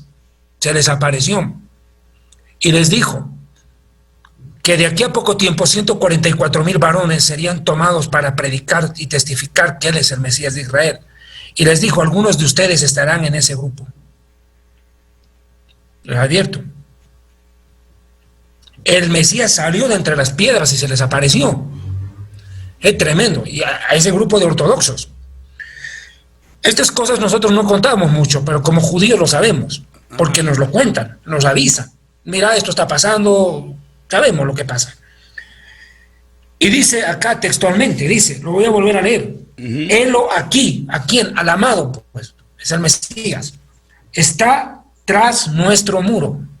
Por eso es que sientan la presencia del Eterno, porque hay una promesa, mirando por las ventanas. Y en el 10 dice: mi amado habló y me dijo: levántate, amiga mía, hermosa mía, y ven. Ahora, de acuerdo a este pasaje bíblico, es muy interesante, ¿verdad? En otras palabras, Dios está observando a Israel y protege a Israel. De acuerdo a un midrash, un comentario rabínico de hace más de 1500 años, dice que detrás del muro occidental del templo, ¿qué tiene de especial este muro occidental? Y el midrash responde, porque el Eterno juró al muro occidental que nunca sería destruido y permanecería en pie hasta que el tercer templo sea reconstruido. Y eso es lo que ha pasado. Nunca cayó ese muro. Es como que el Eterno dejó como testimonio. Es interesante este versículo de Cantares 2.9. Claro, aquí la Reina Valera dice, aquí está detrás de nuestra pared. La pared es muro, pues hijo. Ahora, no sé si Sonia tenga algo más. ¿Tienes algo más que ampliar? Por favor, hágale. Un poquito más. Quiero que vean este muro. Lo pueden ver, ¿sí? Sí. Perfecto. Fíjense las piedrotas que tienen ahí. Estas piedras, la más chiquitita, tiene 2.5 toneladas.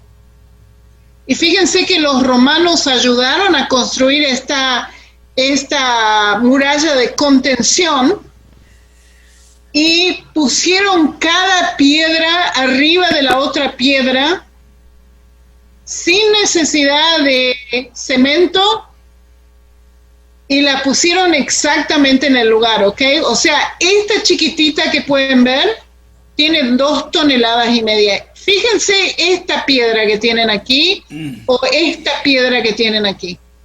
Hay piedras en el muro que se la encuentran abajo si uno baja en la arqueología, ¿sí? Uno baja, hay piedras en el muro que tienen el peso de 50 elefantes. 50 elefantes. Ahora la pregunta es, ¿cómo ellos pusieron esas piedras en esos lugares? O sea, nosotros hoy en día no podemos levantar piedrotas de ese tamaño y ponerlas en el lugar correcto, ¿sí? Pero los romanos lo hicieron. ¿Y cómo lo hicieron? Nosotros no lo sabemos. Wow. ¿Ya?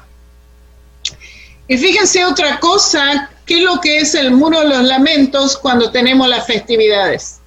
No desde que empezó la coronavirus, por supuesto, pero cuando son las festividades aquí en Israel, todo Israel desciende al Muro de los Lamentos, miles de personas, no se puede mover uno de tanta gente que hay, y cuando y todos empiezan a cantar y empiezan a bailar y empieza, o sea, un regocijo en las festividades que es hermoso y la presencia de Dios en ese lugar también que es hermoso.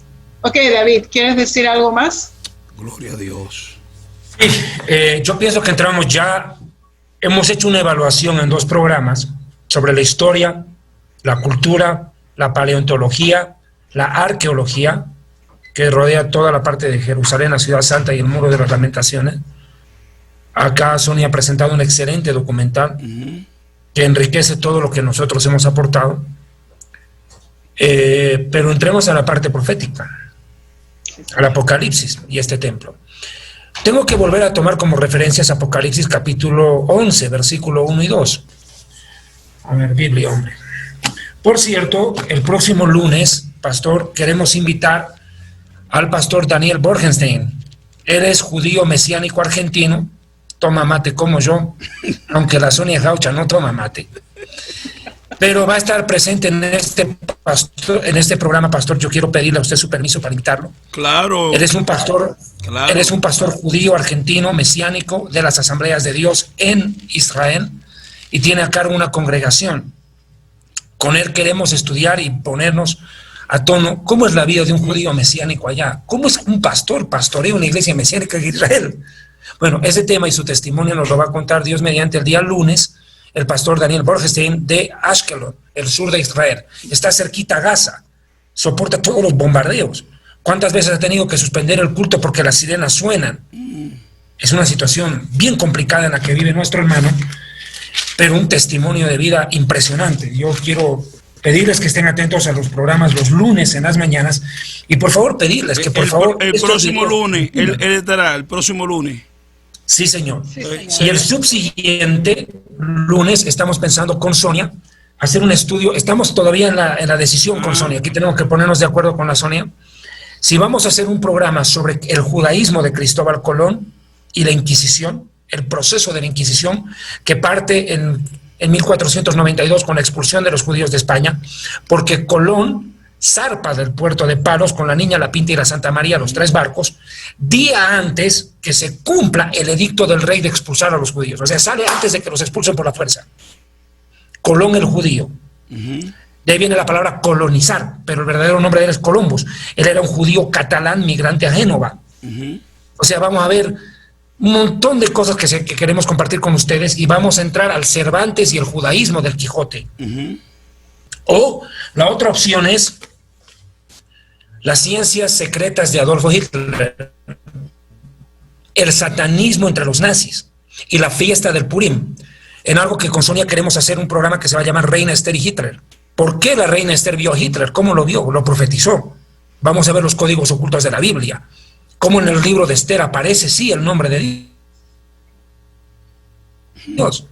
Y aparece Hitler, y aparece todo lo que Sonia en algún momento habló, y yo también por separado. Y cómo vamos a ver, el satanismo entró.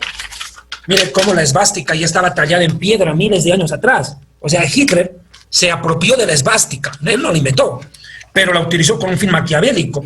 Y aquí está la foto, por ejemplo, de este tipo llamado Dietrich Eckart, que era el satanista, el sacerdote satánico, que hacía ritos a Adolfo Hitler permanentemente. Como el nazismo era una forma de satanismo. Y este libro no lo escribe un cristiano, lo escribe un autor secular.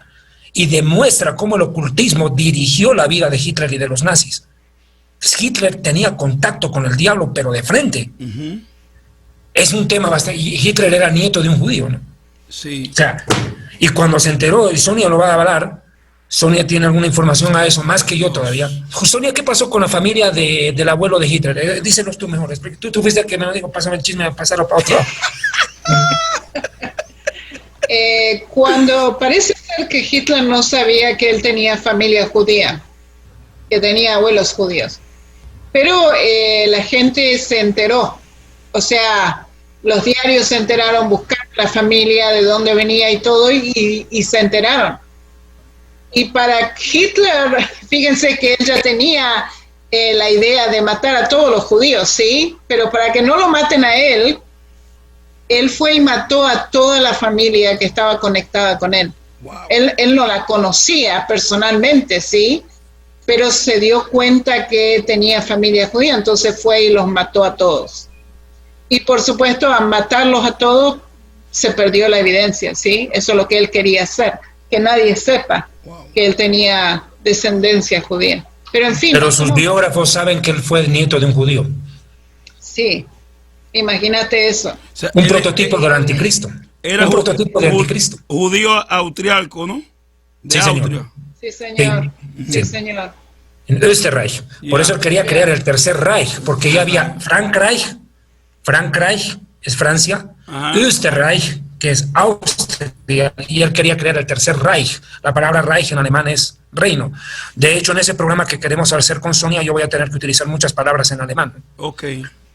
Bueno, entremos a esta parte final de esto, ¿no?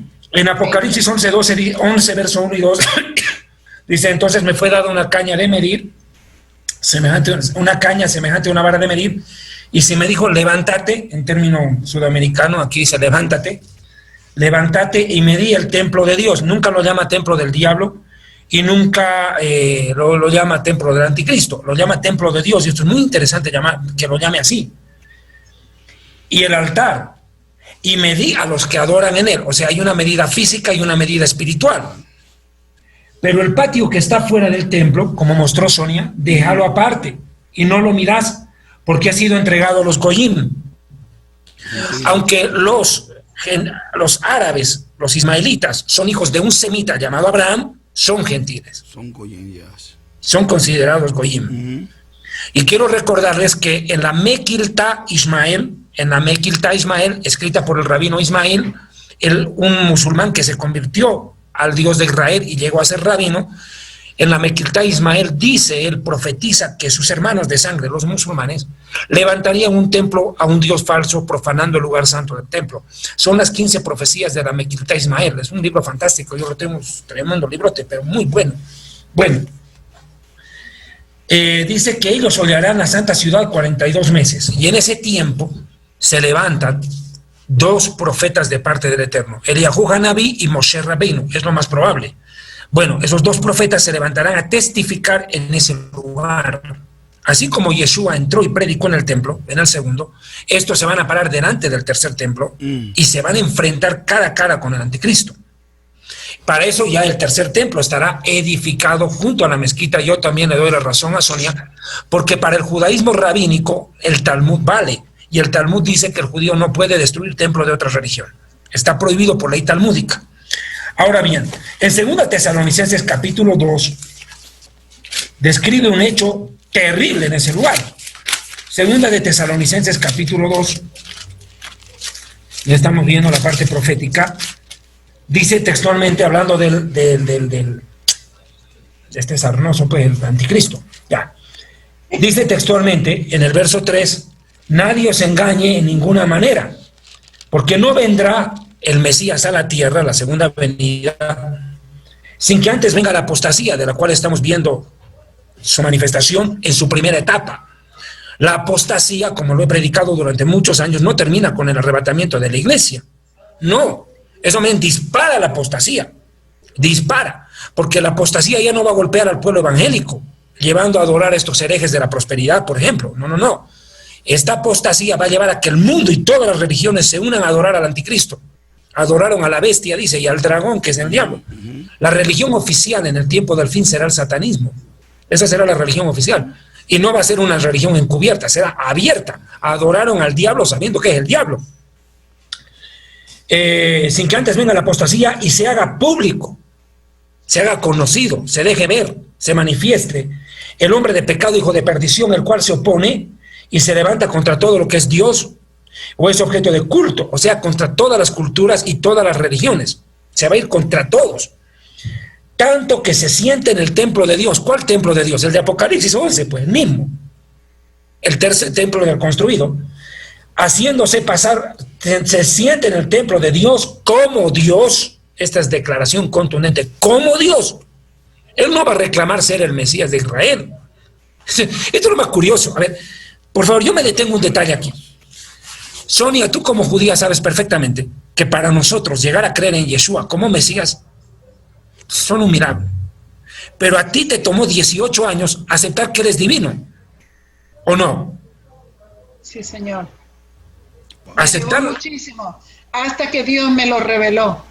Yo no podía aceptarlo como Dios hasta que Él me reveló que Él es verdaderamente Dios. Si no, todo el pueblo judío tiene miedo de cometer idolatría. Ese es el problema, ¿ya? Claro. O sea, yo lo podía aceptar a Yeshua como mi Salvador, como aquel que pagó el precio por mi pecado, sí, como el sacrificio, sí, eso podía aceptar sin ningún problema, pero que era Dios, oye, o sea, eso es totalmente ajeno al judaísmo, entonces no podía entender esto hasta que Dios me demostró con la Biblia que eso es verdaderamente verdad, wow. Sí, que Él es Dios y también es nuestro Salvador. Ahora, ¿qué voy con esto? Porque el rabino Nachmanides, uno de los rabinos más connotados de la Edad Media, escribe y dice, algún día puede ser, dice, que quién sabe, los judíos lleguemos a creer en Yeshua como el Mesías, pero nunca lo aceptaremos como divino. El cual será un debate mucho más grande, dice. Imagínate. Yo, por ejemplo, creí en Yeshua como divino el día que Él se me apareció, porque a mí me dijo claramente, yo soy el Dios de Abraham, Dios de Isaac, Dios de Jacob, soy el Mesías de tu pueblo Israel. Él así se me apareció. Él me dijo, yo soy divino, pero donde que no me lo decía, yo no sé, yo no hubiera creído eso. Y es el testimonio de cualquier judío. Pregúntele a Daniel, por ejemplo, cuando esté Daniel el lunes, a ver cómo fue que llegó a creer en la divinidad del Mesías. Bueno, qué curioso. El judaísmo no acepta a Yeshua como Mesías, menos como divino, pero lo más tremendo es que el anticristo, mire lo que va a hacer, se declara Dios. O sea, lo que a Yeshua no le creen, a este tipo le van a creer. El tipo va a reclamar ser Mesías y ser divino. Miren, se sienta como Dios, no dice como Mesías. Como Dios, haciéndose pasar por Dios, no solo por el Mesías. Usurpa mesianismo y divinidad. Sí, pero que Yeshua mismo lo dijo, que iba a venir otro en su nombre y que a él lo estaban rechazando, pero a él sí lo iban a aceptar con todos los atributos. Tanto claro, vos estás citando Juan 5:43. Disculpa, pastor. Correcto. Disculpe, no, está bien, está bien. Después me acostumbro a tutearlo y... Sí, está bien. Haciéndose pasar por Dios. ¿No se acuerdan que cuando yo estaba con ustedes ya les había advertido esta situación? Yes. Verso 6. Y ahora vosotros sabéis lo que lo detiene, al anticristo. Hay algo que lo detiene, a fin que a su debido tiempo, ni antes ni después, a su debido tiempo preciso, sea manifestado. El anticristo no puede aparecer un minuto antes y un minuto después de que algo que lo detiene pase algo con eso. Dice, porque ya está en acción el misterio de la maldad, el espíritu del anticristo ya está operando. Hitler es un ejemplo. Solo hay quien al presente lo detiene al anticristo, porque la Biblia dice hay muchos anticristos, pero cuando venga el anticristo, o sea, el anticristo como tal, el anticristo de los anticristos, si quiere que le diga más claro, dice, solo hay quien al presente lo detiene. Hay alguien que lo detiene, este tipo. Él no puede aparecer ahorita, aunque él quiera, no puede. ¿Por qué? Hasta que él a su vez se ha quitado de en medio. Hay alguien que está en medio. Entre la humanidad y el anticristo hay alguien en medio. Y es el pueblo redimido, la iglesia. Cuando la iglesia es quitada de en medio, verso 8, y entonces, o sea, es decir, luego inmediatamente, se hará público aquel inicuo, o sea, perverso, a quien el Señor matará con el espíritu de su boca, es decir, de un soplido, no se va a agarrar a puñetes con él, de un soplido lo va a desaparecer, y destruirá con el resplandor, no dice del arrebatamiento, sino de su venida. ¿Cuál venida? El retorno, pues, la segunda. Inicuo cuyo advenimiento, o sea, como llegada al mundo, es por obra de Satanás, con gran poder, señales y prodigios mentirosos. Hasta los extraterrestres van a aparecer para respaldar eso. Ahora le voy a leer en mi libro Historia del Futuro lo que escribe Efraín el Sirio acerca de esta situación. Quiero encontrar. Pucha, mi mamá está haciendo bulla allá, pucha, hasta aquí se escucha, está comandeando ahí, en su oficina, en la cocina. Está matando al gato para la sopa. Efraín el Sirio dice textualmente, permítame un segundo, por favor, no estoy pudiendo encontrar, denme un cachito ya. Permítame un cachito.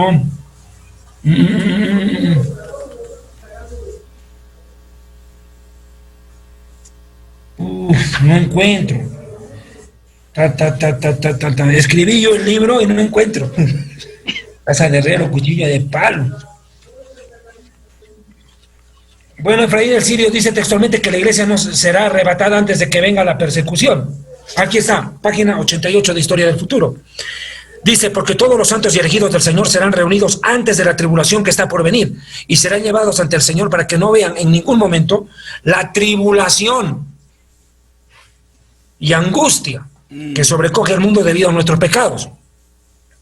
Y luego dice, por tanto, dice después, pero cuando el momento de la abominación de las desoladoras se acerque, habiendo legalizado el engaño, tomará el imperio. Por tanto, recibirá el poder y ordenará que el templo de Dios, el cual está en Jerusalén, sea reconstruido para sí mismo. Después vendrá y se sentará como Dios y ordenará ser adorado por todas las naciones y legiones de demonios lo proclamarán como rey. Entonces todos los pueblos le seguirán hasta Jerusalén, hablando del anticristo. La ciudad santa entonces será pisoteada por las naciones gentiles por tiempos y mitad de tiempo, como lo predijo Juan en el Apocalipsis. O sea, aquí hay un texto extra bíblico, pero de los padres de la iglesia, que confirma que el tercer templo tiene que ser levantado por el anticristo. Aquí yo entro a una parte que me parece conclusiva y fundamental. ¿Por qué los rabinos creen que el templo tiene que ser la señal del Mesías? O sea, que el Mesías va a aparecer y levantar el templo. Ellos se agarran de un pasaje, ¿verdad?, que está en el libro de Zacarías. Tengo que buscar, por favor. En el libro de Zacarías hay un texto que ellos toman. para decir que el Mesías, o sea, en este caso el anticristo, va a levantar el templo.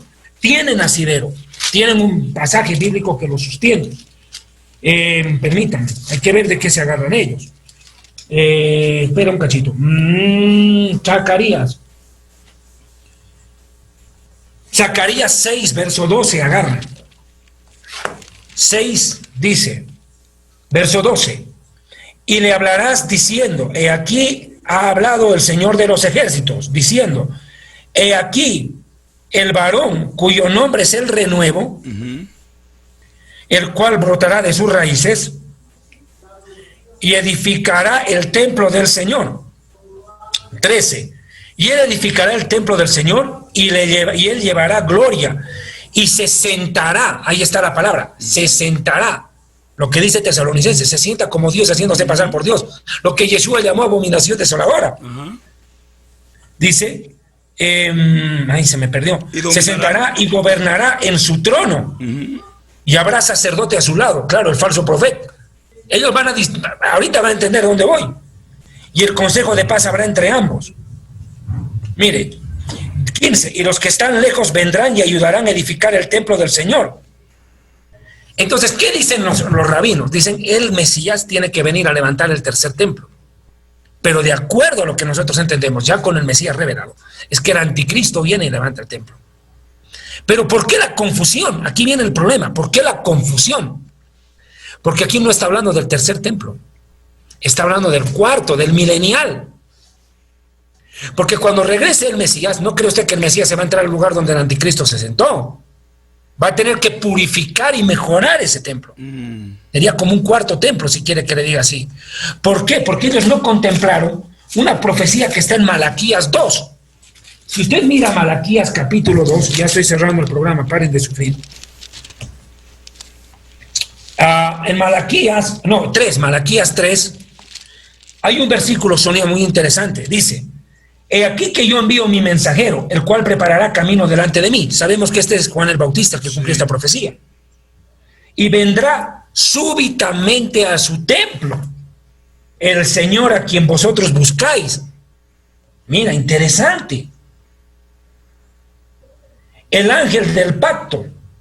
El ángel de la alianza es el Mesías, el mensajero del nuevo pacto, Nuevo Testamento, a quien deseáis vosotros. Ageo lo llamó deseado de las naciones. He aquí ha dicho Adonai de los ejércitos, él viene. Momentito, aquí hay una confusión de versículos. La Biblia no dice que el verdadero Mesías va a venir a reconstruir templo, a edificar templo.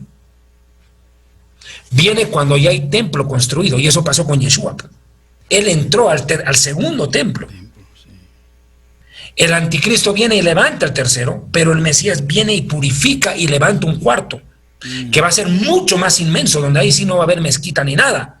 ¿Por qué, Sonia? ¿Por qué tienen que llegar todas las naciones para tabernáculos? Aquí hay una confusión con los rabinos. De hecho, un día yo debatí con un rabino este tema. Me dijo, el Mesías se lo va a reconocer cuando reconstruya el templo. Me dijo, no.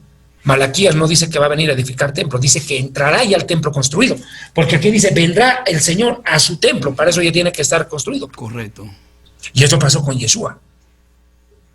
Mire cómo el anticristo va a engañar, aprovechando ese vacío doctrinal del judaísmo. Y va a decir, yo soy. ¿Cómo lo llamó Yeshua esto? Y cuando veáis en el lugar santo la abominación desoladora de la cual habló Daniel, escapen. Hay que entender esto. Este tercer templo y todos estos utensilios serán consagrados al Dios de Israel. Luego serán profanados. Nadie puede profanar lo que primero no se consagra. Nadie puede salir si primero no entra. Por ende, Dios aceptará que se le presente este templo. Pero ahí se sentará el anticristo a la mitad de la semana, dice. Pondrá la mitad la abominación desoladora, hará cesar los sacrificios y ofrendas y él va a decir, ya no más vacas, no más ovejas, yo soy Dios, adórenme a mí.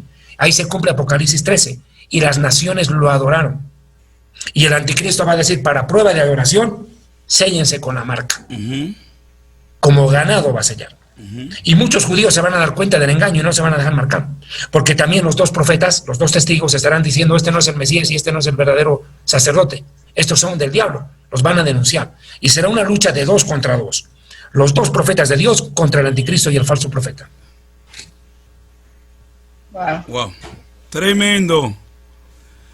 Hermano David, nos gustaría ya lo del próximo lunes tenerlo a tiempo para nosotros poder preparar algo e ir promoviendo todo lo del próximo lunes, el tema y todo, y hacer la promoción desde ya para ir promoviéndolo aquí en Alma Radio. Para el pastor Daniel. Sí. Ya. Ok. Amén. Algo más. Y luego veríamos el tema de la Inquisición y el judaísmo de Colón y el judaísmo de Quijote. Y veríamos esto de los nazis. Bueno, ya vamos ahí, me pongo de acuerdo con Sonia, pero los dos temas son buenos. Yo quiero que entiendan una cosa, y perdónenme que me tome este segundo, pastor. No, está bien, está bien. Este programa lo hacemos una vez por semana durante 2 horas. Y no lo estamos haciendo como una prédica. Entiende, esto es casi un documental. No estamos presentando un programa radial, una prédica común. Estamos presentando cosas que no solamente al cristiano le interesan. Le interesan aún al inconverso. Un sociólogo, un historiador escucha esto. Imagínense. No, y que como lo es el programa, es un programa educativo. Y tener la combinación de tenerlo a usted, tener a la hermana Sonia y todo este equipo de hombres que tienen la experiencia de ser judío de nacimiento, judío de origen, y manejar la parte histórica, la sociología, en el caso suyo, usted me entiende, y todo esto, este equipo de personas, yo creo que es una bendición para la iglesia gentil, para nosotros, poder tenerlo a ustedes, porque cada vez que ustedes hablan, se le abre un campo a uno en el mundo espiritual de poder entender las escrituras de una manera diferente. Un ejemplo, los 3 libros que usted tiene, deme un chance.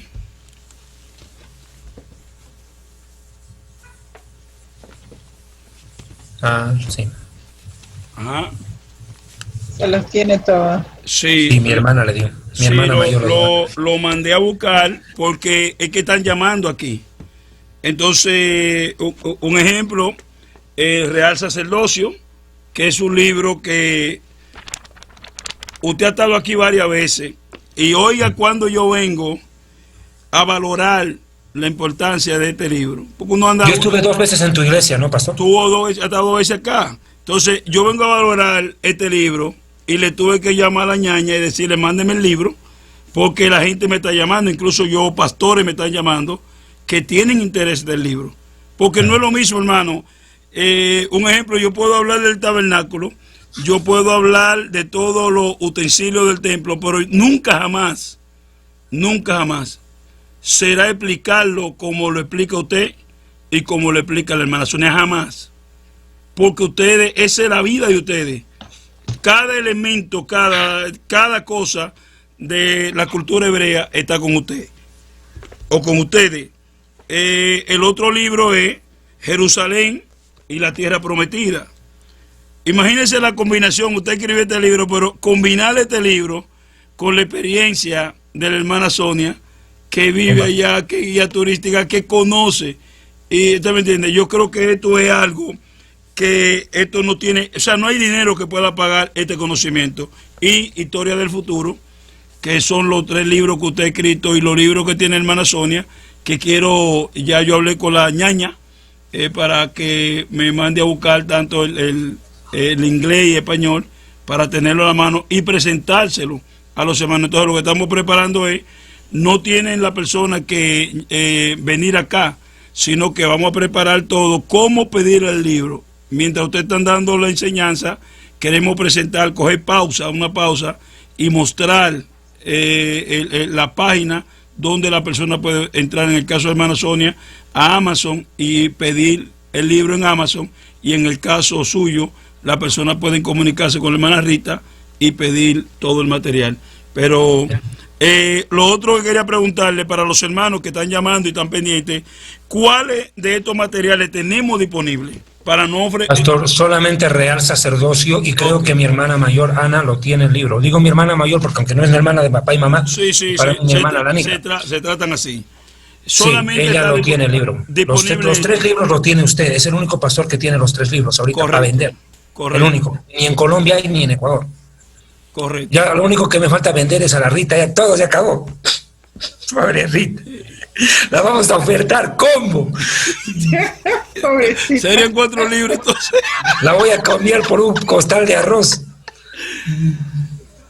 Pobre Rita. Es una gran bendición. Bendigan Alma Radio, bendigan esta emisora. Quiero darle la noticia que ya muy pronto está Alma Radio Ecuador. Ya nos aprobaron la frecuencia.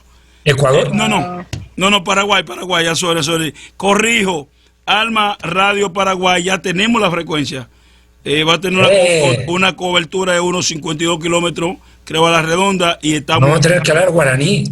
Vámonos para allá, para los guaraní. Hay que decir en guaraní, ellos, ñandeyara, tandero, basarro, ayú, Paraguay. Nos vamos para allá, para Paraguay. Échele la bendición a Alma Radio y a este servidor. Sonia. Gracias, אלוהי papá. אברהם, אלוהי יצחק, אלוהי יעקב, אנו מודים לך אבא על הזמן הזה. Gracias. אני מבקשת בשם ישוע המשיח שאתה תברך את אלמה רדיו, שאתה תברך את פסטור צ'מפיין וכל המשפחה וכל אלה שמעורבבים בכל הרדיו וכל מה שהם עושים. אני מבקשת שתברך אותם ותברך את כל אלה ששמעו אותנו היום. בשם ישוע המשיח. Amén. Gracias, mi santo querido. Gracias, David. Gracias, hermana Sonia. Así que el jueves, hoy, David no va a estar hasta el lunes, pero la hermana Sonia está el jueves. Sí, y por favor lleven el libro de Sonia, que es muy bueno, les aconsejo. Sí, yo estoy esperándolo. Así que bendiciones. Y está también en versión digital, que la persona puede comprar el libro en versión digital. Inglés y español. Amén. Bendiciones. Abrazo. Shalom. Bye bye. Shalom, shalom.